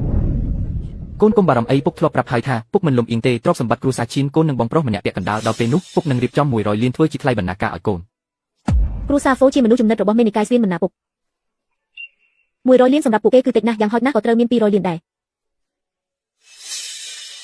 ថាម៉េចគ្រួសារឈិនយើងឯណាមានសាច់ប្រាក់ដល់200លានទៅទោះពុកលក់ភាគហ៊ុនទាំងអស់ក៏ប្រហែលជាបានត្រឹមតែប្រហាក់ប្រហែលនឹងដែរអីចឹងលក់ភាគហ៊ុនទៅអញពិតជាខ្លាំងធំមែនបាននាងប៉ុន្មានឆ្នាំនេះពួកយើងតាមចិត្តអញពេកទើបអញចង់ធ្វើអ្វីក៏បានតាមចិត្តបែបនេះបាទលោកម្ចាស់ហ្វូប្រាប់ថាស្អែកនេះនឹងមានការដេញថ្លៃសម្បត្តិចូលរួមកម្មវិធីជប់លៀងត្រកូលសៀនហើយសម្បត្តិមួយសន្លឹកតម្លៃដេញថ្លៃដំបូងគឺរាប់ពាន់លានឯណោះហេតុនេះហើយទៅកូនចង់បានថ្លៃបណ្ណាការបន្ថែមដើម្បីឲ្យគាត់នាំប៉ាម៉ាក់ទៅជាមួយដែរបើប៉ាម៉ាក់កំណាញ់បែបនេះកូនមានតែខលទៅប្រាប់លោកម្ចាស់ហ្វូថាមិនបាច់ទៅវិញទេអូយវ៉ាន់នាងកូននិយាយអីបែបហ្នឹងត្រឹមតែថ្លៃបណ្ណាការពី3000លានហ្នឹងវាមិនអីទេទោះបីជាប៉ាត្រូវលក់ផ្ទះលក់សបែងក៏ប៉ានឹងរកឲ្យកូនតតែបានដែរចាំបន្តិចណាចាំប៉ាខលទៅជំនួយការឲ្យគេរៀបចំឲ្យកូននៅថ្ងៃស្អែកកាន់តប៉ាបើវាពិបាកពេកមិនពិបាកទេប៉ានឹងខលទៅជំនួយការឥឡូវនេះឲ្យគេលក់ភាគហ៊ុនចោលតែម្ដងបងឈីកុំលក់ភាគហ៊ុនអីវារឿងធំរបស់ក្រុមហ៊ុនណាឯងដឹងអីទៅកុំទៅអីបើអាចស្គាល់ម្ចាស់និកាយស្វៀនមិនបានកូនរស់តកូលឈីនគ្មានតម្លៃអីបន្តិចសោះពេលនេះវិជាគុណរបស់ខ្ញុំសម្រេចហើយដល់ពេលដែលត្រូវចាក់ចេញពីត្រកូលហ្វូហើយអ្នកនាងឈីនសុំឈប់សិនមេយប់ណាស់ហើយណាតើអ្នកនាងចង់ទៅណាដែរត្រូវការឲ្យខ្ញុំរៀបចំឡានជូនទេមិនបាច់ទេខ្ញុំចង់ទៅលាលោកស្រីម្ចាស់សិនអ្នកនាងឈីនចង់ចាក់ចេញមែនទេចាស់សចុះលោកស្រីណែណាត្រូវហើយលោកស្រីធ្លាប់មានប្រសាសន៍ថាអ្នកនាងឈីនមិនមែនជាមនុស្សធម្មតាទេអ្នកប្រុសយើងមិនសមនឹងអ្នកនាងឡើយលោកស្រីនិងអ្នកប្រុសកំពុងនៅបន្ទប់អានសៀវភៅខ្ញុំនឹងនាំអ្នកនាងទៅលើនេះចាសធានចិនកន្លែងដេញថ្លៃសម្រាប់ពិធីជប់លៀងស្វៀនមិននៅថ្ងៃស្អែកមិនថាត្រូវចំណាយអស់ប៉ុន្មានក៏ដោយត្រូវតែដេញថ្លៃយកឲ្យបានមួយកន្លែងនឹកស្មានមិនដល់ថាមានអ្នកហ៊ានយកកន្លែងក្នុងពិធីជប់លៀងស្វៀនមិនមកដេញថ្លៃសោះពួកនេះប្រហែលជាចង់មកហើយ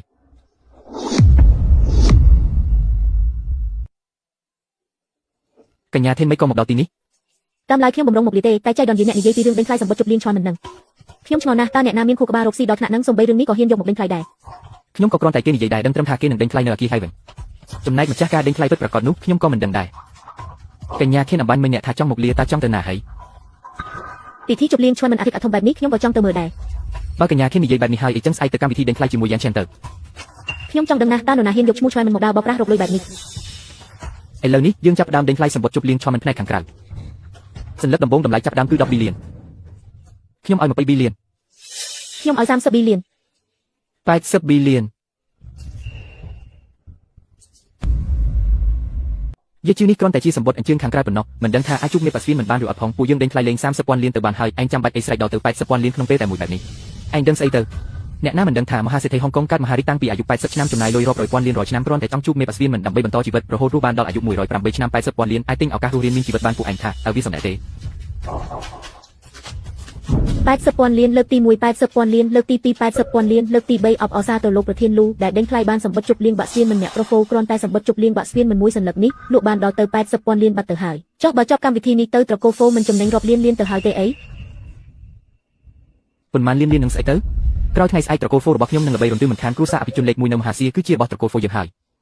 ដល់ពេលនោះខ្ញុំនឹងក្លាយជាភរិយាវ័យក្មេងរបស់គ្រួសារអភិជនលេខ1ហើយមែនទេលោកគ្រូទេវៈនេះគឺជាតែយកឆៃបេលេខ56មកពីប៊ីយាគីសុំលោកគ្រូសាកល្បងបន្តិចមើលត្រូវចិត្តដែរទេហាមត្រូវចិត្តណាស់ពិតជាត្រូវចិត្តមែន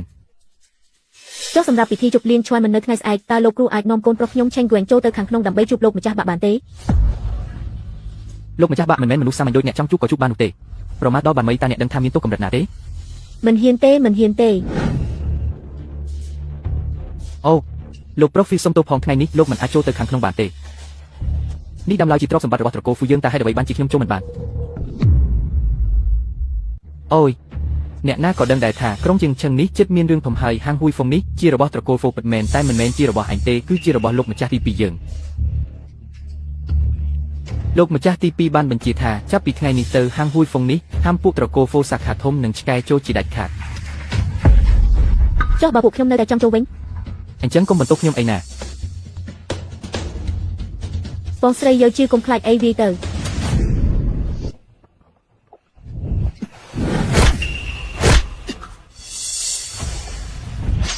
ពួកត្រកូលហ្វូសាខាទី2នេះពិតជាថោកទាបមែនវាចំពោះមុខមិនឈ្នះក៏លួចឆ្មក់វាពីក្រោយបែបនេះតើអញប្រើមន្តអាគមអីហ្នឹងឯងមិនបាច់ដឹងទេគ្រាន់តែដឹងថាថ្ងៃនេះពួកយើងត្រូវតែចូលក្នុងហាងហ៊ុយហ្វុងនេះឲ្យបានស្រីចង្រៃសំដីធំដល់ហើយនៅចូលថ្មឹងធ្វើអីទៀតក្រោកឡើងទៅចាត់ការញឹងទៅមិនចេះស្មានកម្លាំងខ្លួនឯងសោះវាហើយដូចជាសម្លេងឃ្លាធំត្រូវគេបំបែកអញ្ចឹងប្រហែលជាមានអ្នកហ៊ានមកបង្កបញ្ហានៅហាងហ៊ុយហ្វុងនេះហើយមើលទៅអ្នកទាំងអស់គ្នាសូមមេត្តាស្ងប់ចិត្តការដេញថ្លៃនឹងបន្តទៀតខ្ញុំទៅមើលសិនថាមានរឿងអីកើតឡើងបងថាំងបងដឹងទេថាថ្ងៃនេះហាងហ៊ុយហ្វុងអញ្ជើញសុទ្ធតែអ្នកធំមកបងហ៊ានមកបង្កបញ្ហានៅទីនេះផងហើយពួកសិស្សក្រៅសាលាស្វៀនច្រើនបែបនេះតើមានសមត្ថភាពអីទៅឯងហ៊ានប្រមាថគ្រូទេពឯងចង់ងាប់មែនទេ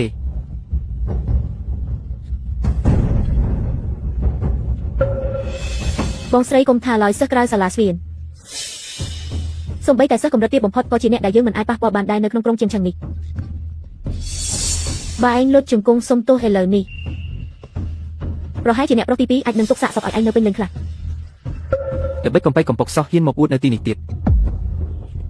ឯងចង់ងាប់មែនទេ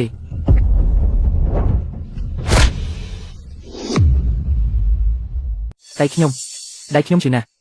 បងស្រីបងឈួតហើយមែនទេលោកម្ចាស់វ័យក្មេងជាមនុស្សរបស់និកាយស្វៀនមិនបងហ៊ានធ្វើបាបគាត់ផងចង់ងាប់មែនទេមនុស្សរបស់និកាយស្វៀនមិនខ្លាចហើយមែនទេខ្ញុំប្រាប់បងឲ្យដឹងគឺហួសពេលហើយខ្ញុំបញ្ជាឲ្យបងកាត់ដៃខ្លួនឯងចោលភ្លាមហើយសុំទោសលោកម្ចាស់ទី2ទៅបើមិនអញ្ចឹងទេពួកស្វៀនមិនលើកលែងឲ្យបងឡើយនាងឃើញភ្នែកម្ខាងណាថាខ្ញុំខ្លាច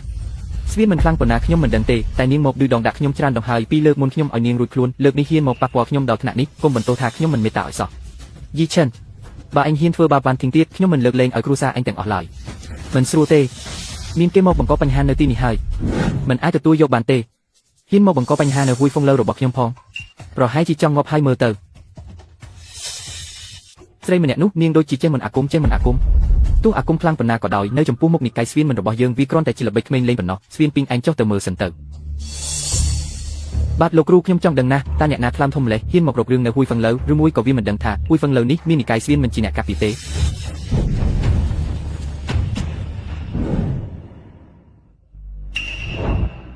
នេះឬដែលពួកឯងថាខ្លាំងនោះសូម្បីតែមួយក្បាច់របស់ខ្ញុំក៏ទប់មិនជាប់ផងពួកសម្រាប់ ชีวันยีเนียงดังเตถาเต้าซื่อมันเนี่ยนี่ชีมนุษย์รบนิกายสเวียนมันเนียงเฟื่อเอากอดรบบัวเนียงสลับประกอบหายบายเฮียนนี่เยมวยมาเตียดขยมนังจัดการไอ้มนรูดซ้ำจัดการเต้าซื่อนี่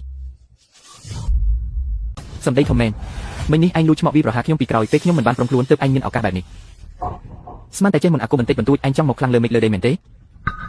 លោកគ្រូវាមិនដឹងប្រាំមិនខ្មៅអីទេបានជាហ៊ានធ្វើឲ្យដៃស្ដាំលោកម្ចាស់រងរបួសបែបនេះលោកគ្រូត្រូវតែជួយរកយុទ្ធធម៌ឲ្យលោកម្ចាស់ផងណា មនុស្សក្នុងបាក់សៀនមិនរបស់ខ្ញុំអញក៏ហ៊ានប៉ះពាល់ដែរឯងចង់រកសេចក្តីស្លាប់មែនទេថ្ងៃនេះខ្ញុំនឹងឲ្យឯងស្គាល់ពីឫទ្ធិអំណាចនៃមន្តអាគីរន្ទះ9ជាន់របស់បាក់សៀនមិនយើង ស្រីថោកទាបម្នាក់នេះធ្វើឲ្យខ្ញុំអាម៉ាស់មុខជាច្រើនដងហើយថែមទាំងធ្វើឲ្យលោកឪពុកវាបំបាក់ដៃស្ដាំខ្ញុំទៀតថ្ងៃនេះខ្ញុំនឹងឲ្យវាស្លាប់ដោយគ្មានសពល្អឡើយ ថាំងគឺខ្ញុំស្មានតែឯងរកបានអ្នកខ្លាំងមកពីណាលោកគ្រូគ្រាន់តែបញ្ចេញស្នៀតបន្តិចសោះក៏ទៅជាបែបនេះបាត់ទៅហើយថាំងគឺស្រីមិនអាគមដែលឯងនាំមកចិត្តត្រូវភ្លើងឆេះស្លាប់ហើយបន្ទាប់មកដល់ពេលគិតបញ្ជីដែលឯងមករករឿងនៅហាងជួយហ្វុងឡូវនឹងធ្វើឲ្យកូនចៅខ្ញុំរបួសហើយវាមិនពាក់ព័ន្ធនឹងសុខខ្វាំងទេគឺខ្ញុំជាអ្នកធ្វើទាំងអស់អ្នកនាងឈិនមិនដឹងអីទេលែងនាងទៅចង់ធ្វើអីខ្ញុំក៏បានដែរទោះថ្ងៃនេះខ្ញុំមិនលែងក៏ឯងនៅតែស្ថិតក្នុងកណ្ដាប់ដៃខ្ញុំដែរនរណានៅទីនេះកាច់ដៃវាឲ្យបាក់ទៅលោកគ្រូតាហេតុអីបានជាវាមិនអីសោះអញ្ចឹងមិនក៏អាចទៅរួចនេះជាមន្តអាគមដ៏ខ្លាំងបំផុតរបស់បាក់ខ្ញុំណា ឯងក៏និយាយដែរថាវាជាមន្តអាគមពលលន់អីហ្នឹងឯងហៅបានតែភ្លើងតែហៅក៏មិនមកផងមែនទេយកមកបង្ហាញធ្វើអីបើអន់យ៉ាងហ្នឹង យាយអ៊ីងខ្ញុំជាសិស្សបិទទ្វាររបស់គ្រូពូជីនៃបាក់សួនមិនឯងហ៊ានមើលងាយខ្ញុំផងឬមិនក៏អាចទៅរួច ឯងថាវិជាគុណភ្លើងគោលន់9ជាន់នេះជាក្បាច់គុណសម្ងាត់របស់បាក់ឯងមែនទេអញ្ចឹងថ្ងៃនេះយើងនឹងឲ្យឯងស្គាល់ថាអ្វីទៅជាវិជាគុណភ្លើងគោលន់9ជាន់ពិតប្រាកដ តើឯងជាអ្នកណាឲ្យប្រាកដហេតុអីក៏ឯងចេះក្បាច់គុណសម្ងាត់របស់បាក់យើ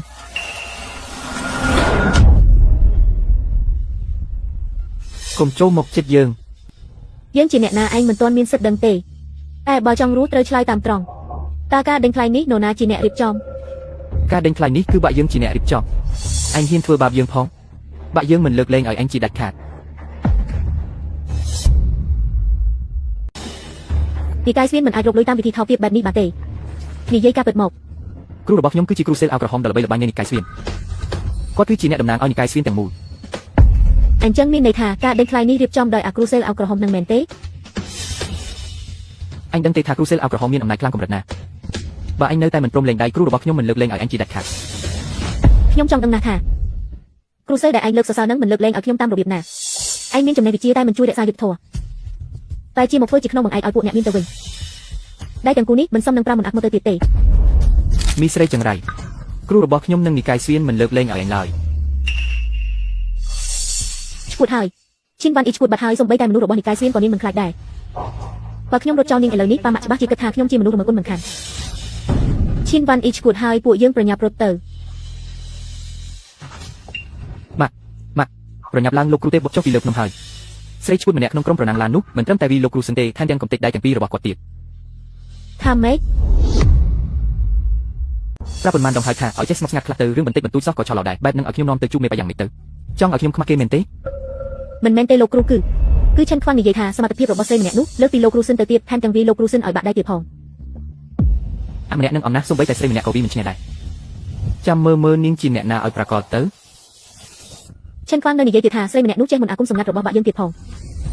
ចេះមិនអាគមបន្តិចបន្តួចមានអីអស្ចារ្យខ្ញុំជាគ្រូធំចំនួនទី38របស់បាក់យើងណានាងខ្លាំងយ៉ាងណាក៏មិនអាចខ្លាំងជាងខ្ញុំដែរ តែឈិនខ្វាំងថានាងចេះមិនអាគមរន្ទះអីហ្នឹងអាចហៅរន្ទះមកបានទៀតផង ឯងថានាងអាចហៅរន្ទះមកបានមែនទេ ឈិនខ្វាំងនិយាយបែបហ្នឹងមែនលោកគ្រូ មុនអាគមរន្ទះភ្លើង9ជាន់នេះសូម្បីតែខ្ញុំក៏ហៅបានត្រឹមតែភ្លើងមេឃជាន់ទី9ដែរលុះត្រាតែមានសមត្ថភាពដល់កម្រិតលោកគ្រូទើបអាចហៅរន្ទះមកបានតែលោកគ្រូទើបតែចែកឋានទៅតើចុះស្រីម្នាក់នេះជាអ្នកណាឲ្យប្រកបទៅ បងប្រុសជាងភេងអ្នកគឺជាសិស្សដែលមានកម្រិតវិជ្ជាខ្ពស់បំផុតក្នុងចំណោមពួកយើងចុះហេតុអីបានជាលោកគ្រូម្ចាស់បែរជាប្រគល់តំណែងមេបាក់ទៅឲ្យសិស្សស្រីម្នាក់ទៅវិញការសម្រេចចិត្តរបស់លោកគ្រូម្ចាស់តើឯងមានសិទ្ធិអីមកនិយាយមិនហ៊ានទេបងប្រុសគ្រាន់តែខ្ញុំមានអារម្មណ៍ថាវាមិនយុត្តិធម៌សម្រាប់បងគ្មានអ្វីដែលថាមិនយុត្តិធម៌នោះទេបងស្រីវ៉ាន់យាយអាចហៅរន្ទះបានដោយគ្រាន់តែ5រំដៃកម្រិតវិជ្ជារបស់នាងគឺលើសពីលោកគ្រូម្ចាស់ទៅទៀតនាងធ្វើជាមេបាក់គឺខ្ញុំយកស្របបំផុត លោកគ្រូតើលោកកើតអីហ្នឹង ឆាប់ឡើងនាំខ្ញុំទៅជួបនាងភ្លាមមានរឿងអីកើតឡើងលោកគ្រូអាស្រ័យ Giant Ran នោះវាធ្វើឲ្យដៃខ្ញុំពិការហើយលោកគ្រូត្រូវតែជួយរកយុទ្ធធម៌ឲ្យខ្ញុំផងលោកគ្រូអាស្រ័យម្នាក់នោះមិនដឹងជាប្រាមិនអាគមអីទេបានជាដៃខ្ញុំនៅតែរើមិនរួចបែបនេះលោកគ្រូត្រូវតែសម្លាប់វាចោល Giant Ran ហ៊ានដល់ថ្នាក់ធ្វើឲ្យដៃអញពិការផង ឆេងវែងកុំខ្លាចអីថ្ងៃនេះមានលោកគ្រូវនៅទីនេះពួកយើងនឹងរកយុទ្ធធម៌ឲ្យឯងឲ្យបានលោកគ្រូគ្រាន់តែដាក់ទោសវាមិនទាន់គ្រប់គ្រាន់ទេត្រូវតែឲ្យមីស្រីម្នាក់នោះស្លាប់យ៉ាងវេទនាបើគុំតែបានលោកគ្រូមកគ្រាន់ទេគុំឯងមីម្នាក់នោះសម្រាប់បងឆេងវែងបាត់ទៅហើយនិយាយចប់នៅចុះវាទៅណាបាត់ហើយគេទៅបាត់ហើយគេដឹងថាប្រយុទ្ធមិនឈ្នះលោកគ្រូទៅបើថាលោកគ្រូម្ដងក៏រត់បាត់ស្រមោលតែម្ដងពិតមែនហើយប្រកាសជាអញ្ចឹងប្រហែលខ្ញុំស្មានខុសបើជាម្ចាស់និកាយមកមែនគាត់ច្បាស់ជាមកចាត់ការរឿងខ្ញុំកឹកកេងលុយកាក់បាត់ហើយមិនអាចគ្រាន់តែខ្ញុំមកដល់ក៏រត់បាត់អញ្ចឹងទេមើលទៅខ្ញុំគិតច្រើនពេកហើយលោកគ្រូមីស្រីចង្រៃនោះធ្វើឲ្យដៃខ្ញុំពិការអស់ហើយលោកគ្រូត្រូវតែជួយរកយុទ្ធធម៌ឲ្យខ្ញុំផង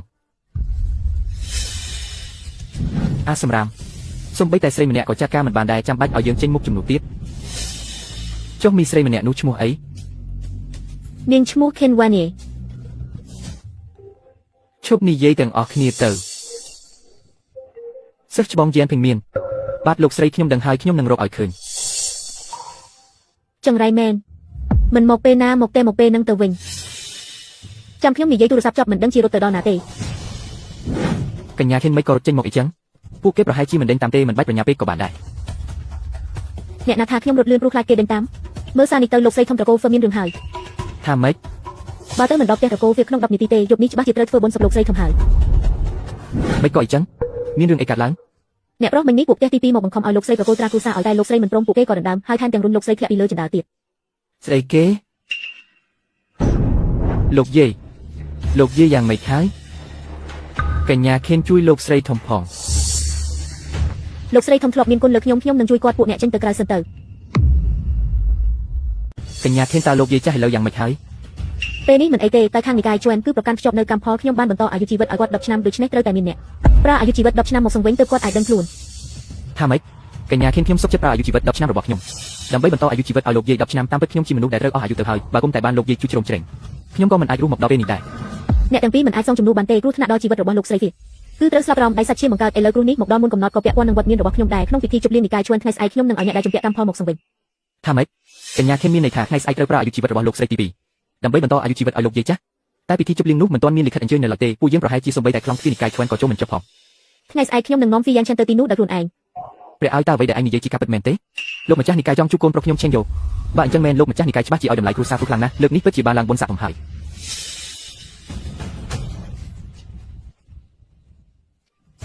ពេលថ្ងៃហើយដល់ពេលនោះខ្ញុំនឹង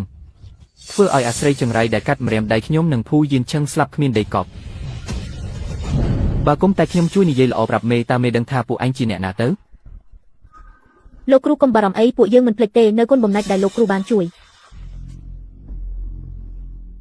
នេះជាវត្ថុមានតម្លៃបំផុតរបស់ត្រកូលភូសង្ឃឹមថាលោកគ្រូមិនប្រកាន់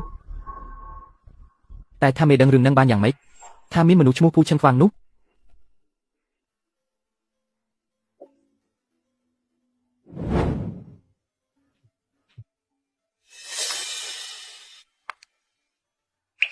វ៉ាន់កាត់អីហ្នឹងអត់អីទេគ្រាន់តែលេខរំខានពេលលោកស្រីធំដឹងថាខ្ញុំជាអ្នកដាក់ថ្នាំបំពុលឯងប្រញាប់ដោះដៃលឿនជាងគេទៅទៀតនៅចង់ឲ្យខ្ញុំនាំទៅចូលរួមកម្មវិធីទៀតពួកឯងមិនសមសោះលេខទូរស័ព្ទដែលលោកអ្នកកំពុងហៅមិនអាចតាក់ទងបានទេនៅពេលនេះអើយមិនក៏ខំមិនចូលចឹងហេតុអីបានជាវ៉ាន់ណៃមិនព្រមលើកទូរស័ព្ទនេះមិនមែនយកលុយរត់បាត់ទេដឹងមិនអាចទៅរួចទេកន្លងមកវ៉ាន់ណៃល្អជាមួយនាងណាបើគុំតែគ្រូសាខេនយើងយកនាងមកចិញ្ចឹមកុំអីនាងដាច់ពោះស្លាប់បាត់ហើយខ្ញុំស្មានថាប្រហែលជាទូរស័ព្ទនាងខូចហើយមើលទៅ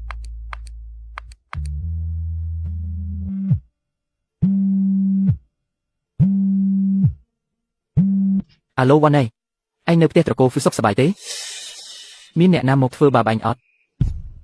លោកខេនបើគ្មានការអីទេខ្ញុំសម្បិតសិនហើយជប់សិនប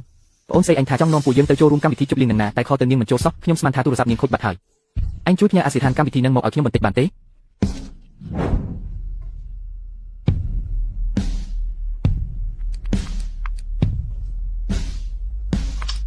ហាអាសយដ្ឋានផ្ញើមកដល់ហើយ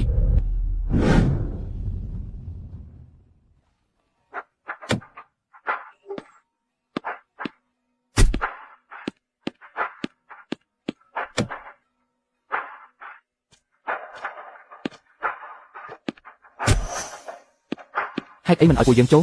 កម្មវិធីនេះគុណប្រសាខ្ញុំជាអ្នករៀបចំតើអញដឹងថាគេជាអ្នកណាទេគឺជាអ្នកបន្តវេនត្រកូលហ្វូលោកម្ចាស់ហ្វូឈឹងខ្វាងតោះស្អីគេគុណប្រសាស្អី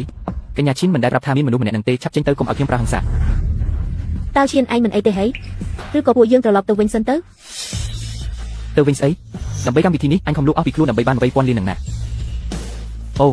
ខ្ញុំដឹងហើយប្រហែលជាវ៉ានីងភ្លេចប្រាប់ពួកគេហើយពួកយើងគ្រាន់តែចូលទៅរកនាងឲ្យជួយបកស្រាយទៅគឺចប់ហើយកញ្ញាខេននោះដូចជាឪពុកម្ដាយរបស់កញ្ញាទេតើគួរតែជួយពួកគាត់ទេ ពួកគាត់មើលមនុស្សមិនធ្លុះធ្វើខ្លួនឯងទទួលខ្លួនឯងទៅមិនពាក់ព័ន្ធនឹងខ្ញុំទេ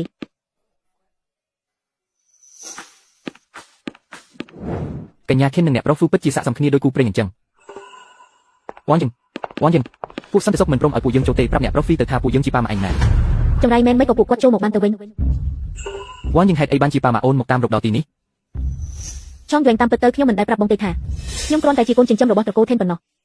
ប៉ុន្មានឆ្នាំនេះពួកគាត់ធ្វើបាបខ្ញុំខ្លាំងណាស់ពេលដឹងថាខ្ញុំស្គាល់បងពួកគាត់ថែមទាំងគំរាមឲ្យខ្ញុំនាំមកកម្មវិធីនេះទៀតបើខ្ញុំមិនរងពួកគាត់នឹងបំផ្លាញកេរ្តិ៍ឈ្មោះខ្ញុំពិតជាមិននឹកស្មានថាពួកគាត់ហ៊ានមកដល់ទីនេះសោះ ថ្លាមធំមែនកម្មវិធីឆមនេះមិនមែនសម្រាប់គ្រួសារតូចតាចដូចត្រកូលថេនចូលតាមចិត្តចង់នោះទេ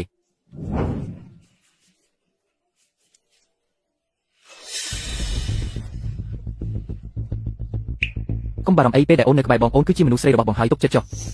ថ្ងៃនេះបងនឹងធ្វើឲ្យពួកត្រកូលឈីនលុតជង្គង់សុំទោសអូនឲ្យបានហ៊ានមកបង្កបញ្ហានៅលើទឹកដីរបស់ខ្ញុំផងចង់ងាប់មែនទេនរណានៅខាងក្រៅចូលមកលោកម្ចាស់ហ្វូមិនមែនបែបនឹងទេស្ដាប់ខ្ញុំសិនខ្ញុំប្រាប់លោកចុះឲ្យពួកយើងសុំ20,000លានទៅគេទៅចាត់ទុកថាពួកយើងមកចូលរួមកម្មវិធីចុះពួកយើងមិនមែនមកបង្កបញ្ហាទេវ៉ាន់នីងឆាប់បញ្យល់លោកម្ចាស់ហ្វូទៅលោកពុកមិនមែនលោកពុកថាកូនលែងពាក់ព័ន្ធជាមួយត្រកូលឈីនហើយទេអីមិនក៏គេឲ្យលុយ20,000លានមកកូនទៅវិញលោកពុកលែងទទួលស្គាល់កូនហើយសុំអង្វរលែងកូនទៅ ឯងនិយាយថាអីលុយ20,000លានសម្រាប់ត្រកូលហ្វូយើងវាមិនស្មើនឹងកន្ទុយភ្នែកផងអញថាមនុស្សស្រីរបស់ខ្ញុំបោកលុយអញ20,000លានមែនទេគួរឲ្យអស់សំណើចណាស់វាឲ្យខ្ញុំ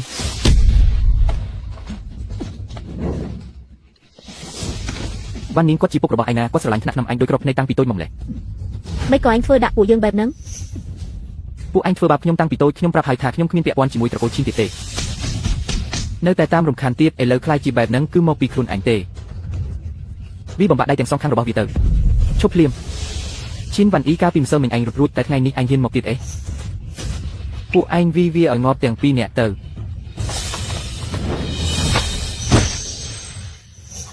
ពួកឯងកាត់អីហ្នឹងមិនក៏ចាញ់ស្រីម្នាក់នឹងអស់រលីងចឹងអ្នកប្រុសហ្វូធ្វើមិនទៅឥឡូវ ខ្លាចអីលោកគ្រូអ៊ូនិងម៉ាក់ខ្ញុំនៅខាងលើតើបើខ្លាំងមែនកុំរត់ឲ្យសោះណាថ្ងៃនេះម៉ាក់មិនអីទេមែនទេ វ៉ាន់អ៊ីម៉ាក់សុំទោសម៉ាក់នឹងប៉ាខុសហើយបើម៉ាក់មិនខ្វាក់ភ្នែកទៅស្រឡាញ់អាមនុស្សរំគុណនឹងច្រើនឆ្នាំម្លេះក៏មិនធ្លាក់ខ្លួនដល់ថ្នាក់នឹងដែរធ្វើមិនទៅកូនប៉ាឯងហូរឈាមច្រើនណាស់គាត់មិនអីទេមែនទេ មិនអីទេម៉ាក់កុំបារម្ភអី នេះគ្រាន់តែជារបួសស្រាវទេចាំខ្ញុំជូនលោកទៅមន្ទីរពេទ្យ វ៉ាន់នីងប៉ាសុំទោស លោកឈៀងខ្ញុំជួយលោកមិនមែនដើម្បីលោកទេគឺដើម្បីម៉ាក់ខ្ញុំ ហេហ៊ានមកបង្កបញ្ហាក្នុងកម្មវិធីជប់លៀងត្រកូលស៊ូផងហើយចាំមើលថ្ងៃនេះអ្នកណាហ៊ានចេញពីទីនេះ ចុះបើខ្ញុំថាថ្ងៃនេះខ្ញុំត្រូវតែនាំពួកគេចេញទៅវិញ គិសការៈស្វៀនមិនរបស់ខ្ញុំមិនមែនចង់មកក៏មកចង់ទៅក៏ទៅបានតាមចិត្តនោះទេតែដោយសារខ្ញុំជាអ្នកមានធម៌មេត្តាក៏មិនមែនជាមនុស្សមិនស្គាល់ខុសត្រូវដែរកាលពីម្សិលមិញឯងបានកំទេចដៃកូនសិស្សរបស់ខ្ញុំថ្ងៃនេះបើពួកឯងព្រមវាបំបាក់ដៃខ្លួនឯងខ្ញុំនឹងអនុញ្ញាតឲ្យចាក់ចេញ ស្អីគេចុះបើខ្ញុំថាមិនព្រមធ្វើតាមវិញ អញ្ចឹងកុំបន្ទោសថាខ្ញុំដៃដាច់ឲ្យសោះ ខ្ញុំក៏ចង់ដឹងដែរថាលោកម្ចាស់មានសមត្ថភាពខ្លាំងប៉ុណ្ណាទៅ ឆ្លើយណាស់ខ្ញុំជាសិស្សចំនួនទី38នៃត្រកូលស្វៀនមិនមែនឲ្យឯងមកមើលងាយតាមចិត្តបានទេលោកម្ចាស់នាងគ្រាន់តែអង្គថាខ្លួនចេះវិជាពេទ្យបន្តិចបន្តួចចេះប្រាំចូលប្រាក់ក៏មកធ្វើច្រិតច្រឡំខំបែបនេះខ្ញុំសូមស្នើឲ្យលោកម្ចាស់ផ្ដាច់សរសៃដៃសរសៃជើងនាងចោលទៅមើលថានាងនៅហ៊ានអួតក្អេងក្អាងទៀតអត់ វ៉ាន់នីងឯងនៅជាមនុស្សទៀតអត់ពួកយើងចិញ្ចឹមឯងតាំងពីតូចមកឯងមិនក៏អាចធ្វើបែបនេះដាក់លោកតាខ្ញុំបាន ពួកឯងចិញ្ចឹមខ្ញុំគ្រាន់តែដោយសារខេនវ៉ាន់យាបាត់ខ្លួនពួកឯងក៏យកយើងមកធ្វើជាអ្នកជំនួសនាងអញ្ចឹងអីថ្ងៃនេះមិនថាមានរឿងអ្វីកើតឡើងទេយើងត្រូវតែឲ្យខេនវ៉ាន់យាសងបំណុលឈាមនេះឲ្យបានពួកឯងត្រកូលថេនទាំងអស់យើងនឹងមិនលើកលែងឲ្យសំបីតែម្នាក់ ឯងអាសត្វទឹកឆានម៉ាក់ ធ្វើពុតដល់ណាទៀតទោះជាឯងបែបនេះក៏យើងមិនលែងខ្លួនខេនវ៉ាន់យាដែរសុំទោសភ្លាម មិនអាចទេទោះយើងស្លាប់ក៏មិនសុំទោសមនុស្សល្ងងដូចជាឯងដែរ អញ្ចឹងឯងទៅងាប់ទៅ កុំជួយខ្ញុំអីលោកគ្រូទេព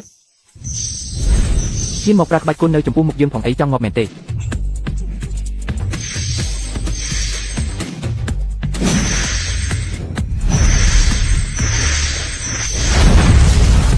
វ៉ានីយើងស្មានថាឯងខ្លាំងប៉ុណ្ណាតាមពិតគ្រាន់តែយើងលើកដៃមួយក្បាច់ឯងក៏ទប់មិនជាប់បាត់ទៅហើយវ៉ានីលោកអ៊ំធំ អង្គវនាងហើយជួយនិយាយអង្គវលោកគ្រូស៊ូកឲ្យផងឲ្យគាត់លើកលែងទោសឲ្យវ៉ាន់យីទៅណានាងធ្វើឲ្យខ្ញុំខ្មាស់គេមិនដឹងប៉ុន្មានដងចង់ឲ្យខ្ញុំជួយនាងហោះគ្មានផ្លូវទេយាយចាស់ងប់នេះបើឯងចង់ងប់ដែរទៅងប់ជាមួយនាងទៅ បេសាច់មានបេសាច់តាវ៉ាន់យីនាងមិនអីទេមែនទេវ៉ាន់យី លោកគ្រូស៊ូកយ៉ាងម៉េចហ្នឹងលោកមិនបានប្រាប់ទេថាយន់នេះជាមន្តអាគមកំពូលនោះចុះមិនក៏អញ្ចឹង បេសាច់មានបេសាច់សិស្សច្បងនេះមានរឿងអីហ្នឹងមិនក៏អ្នកទាំងនេះរត់ចេញមកក្រៅដូចឃើញខ្មោចអញ្ចឹងមិនក៏ខ្ញុំហាក់ដូចជាសម្លេងងាកស្រែកអញ្ចឹងតោះទៅមើលបន្តិចទៅ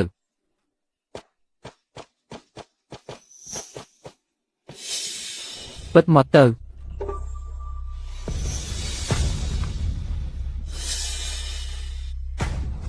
នាងបេសាច់ខ្លាំធំហ៊ានអញហ៊ានបំផ្លាញកំណត់របស់បាក់យើងផងអីចឹងកុំបន្ទោសយើងឲ្យសោះយើងនឹងប្រើបញ្ជាតាមសម្រាប់របស់បាក់ឥឡូវនេះ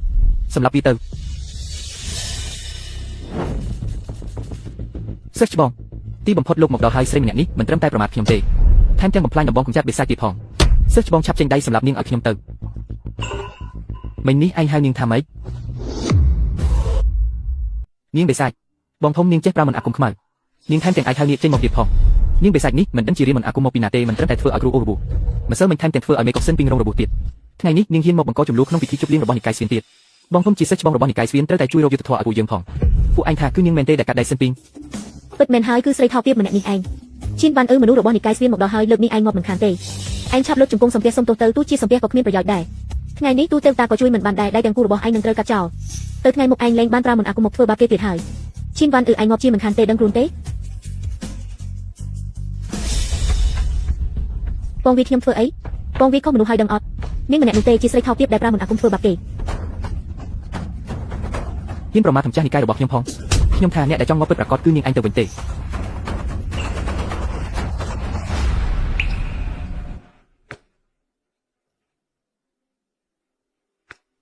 សូមទោសលោកម្ចាស់ពួកយើងមកយឺតធ្វើឲ្យលោកម្ចាស់មានគ្រោះថ្នាក់ហើយមិននឹកស្មានថាអាអ៊ូយ៉ងឡុងហ៊ានថ្លើមធំមកប្រមាថលោកម្ចាស់សោះលោកម្ចាស់គេពិតជាម្ចាស់និកាយថ្មីមែនហ្នឹង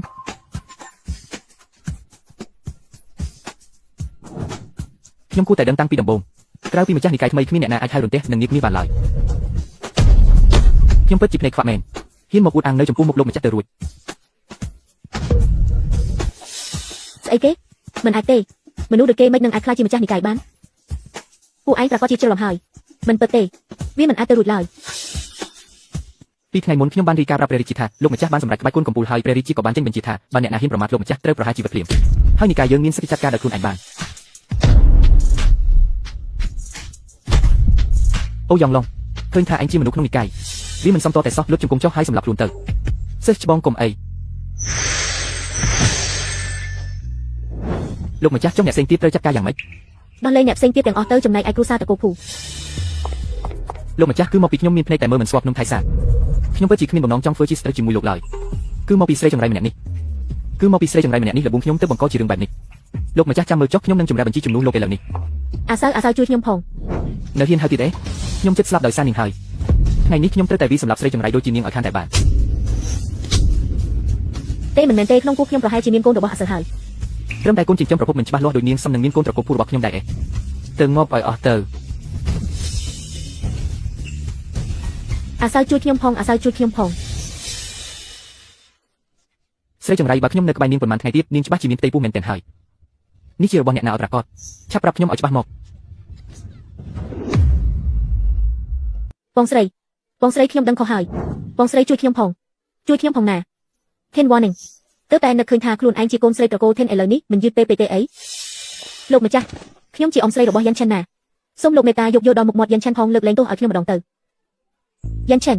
ឆាប់ជួយអង្វរអ្នកនាងខេនទៅអ៊ំស្រីដឹងទេកាលពីម្សិលមិញអ៊ំបានចាប់មនុស្សឲ្យទៅផ្ទះចាស់ហើយរុញលោកយាយឲ្យធ្លាក់ពីលើជណ្ដើរបើគ្មានអ្នកនាងខេនទេលោកយាយប្រហែលជាស្លាប់បាត់ទៅហើយខ្ញុំអាចមិនដាក់ទោសតកូលហ្វឺក៏បានប៉ុន្តែកាលពីម្សិលមិញខ្ញុំទើបតែបានផ្ដល់អាយុជីវិត10ឆ្នាំឲ្យលោកយាយដូច្នេះត្រូវតែមានអ្នកសងអាយុជីវិត10ឆ្នាំនេះមកវិញអរគុណអ្នកនាងខេនដែលមិនសម្លាប់ខ្ញុំអត់ទេអរគុណលោកម្ចាស់ដែលមិនសម្លាប់ឲ្យតែមិនសម្លាប់ខ្ញុំសុខចិត្តសងអាយុជីវិត10ឆ្នាំនោះឲ្យលោកយាយវិញ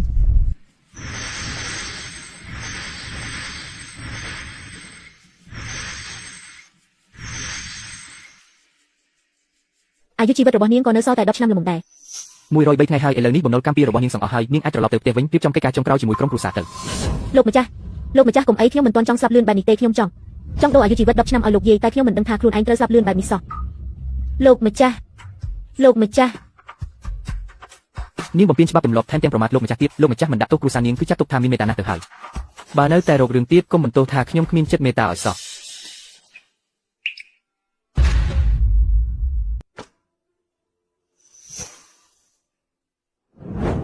សូមអបអរសាទរលោកម្ចាស់បាក់ថេនដែលបានសម្រេចដល់កម្រិតទេវៈពិតប្រាកដ មេដីធំល្វឹងល្វើយមាឃលារបស់យើងនឹងកាន់តែរុងរឿងបាក់ឆ្វេងទទួលបានការគោរពពីមនុស្សគ្រប់គ្នាដូច្នេះត្រូវតែជួយសង្គ្រោះមនុស្សលោកកម្ចាត់មនុស្សអាក្រក់និងលើកតម្កើងអំពើល្អចាប់ពីពេលនេះទៅបើសិនជាមានសិស្សណាម្នាក់យកឈ្មោះបាក់ទៅធ្វើរឿងអាក្រក់បាក់យើងនឹងមិនលើកលែងឲ្យជាដាច់ខាត បាទ វ៉ានីលោកខេនហៅឈ្មោះពេញខ្ញុំដូចពីមុនទៅបានហើយលោកស្រាប់តែមកហៅខ្ញុំស្និទ្ធស្នាលបែបនេះខ្ញុំមិនសូវទម្លាប់ទេវ៉ានីត្រឡប់ទៅផ្ទះជាមួយម៉ាក់វិញទៅម៉ាក់នឹងប៉ះពាល់ឲ្យកូនគ្រប់យ៉ាងលោកស្រីខេនខ្ញុំបាត់បង់ឪពុកម្ដាយតាំងពីតូចគ្មានមនោសញ្ចិត្តណាអ្វីឡើយឥឡូវនេះរឿងរ៉ាវលោកីបានចប់សពគ្រប់ហើយនិស័យក៏បានកាត់ផ្ដាច់ដែរអ្នកទាំងអស់គ្នាគិតថាដូចជា10ឆ្នាំមុនទៅចុះគឺចាត់ទុកថាខ្ញុំមិនដែលធ្លាប់មានវត្តមានវ៉ានីគុំស្រីរបស់ខ្ញុំខ្លាចជាម្ចាស់បាក់ឆ្វាន់ទៅហើយខ្ញុំពិតជាភ្នែកស្រវាំងមែនខ្ញុំទ្រាំមិនបានទេហេតុអីក៏ខ្ញុំទៅល្អដាក់ស្រីបេសាចម្នាក់នឹងទៅវិញវាសមុខខ្ញុំហើយដែលត្រូវមកជួបវាសនាបែបនេះវាសមុខខ្ញុំណាស់ពុកសុំទោសណាវ៉ាន់អ៊ីគឺពុកខុសហើយពុកពិតជាខុសចំពោះកូនខ្លាំងណាស់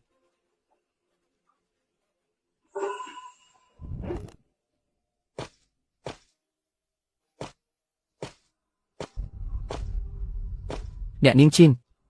លោកហ្វូនិស័យខ្ញុំនិងគ្រួសារលោកចប់ត្រឹមនេះហើយអរគុណលោកស្រីធំដែលធ្លាប់ជួយការពារខ្ញុំកន្លងមកយន់នេះលោកទុកតាមខ្លួនទៅវានឹងជួយការពារលោកឲ្យមានសេចក្តីសុខរហូតទៅ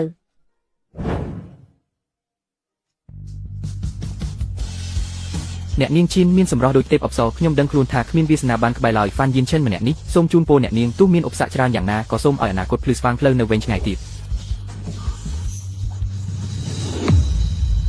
តែអញចង់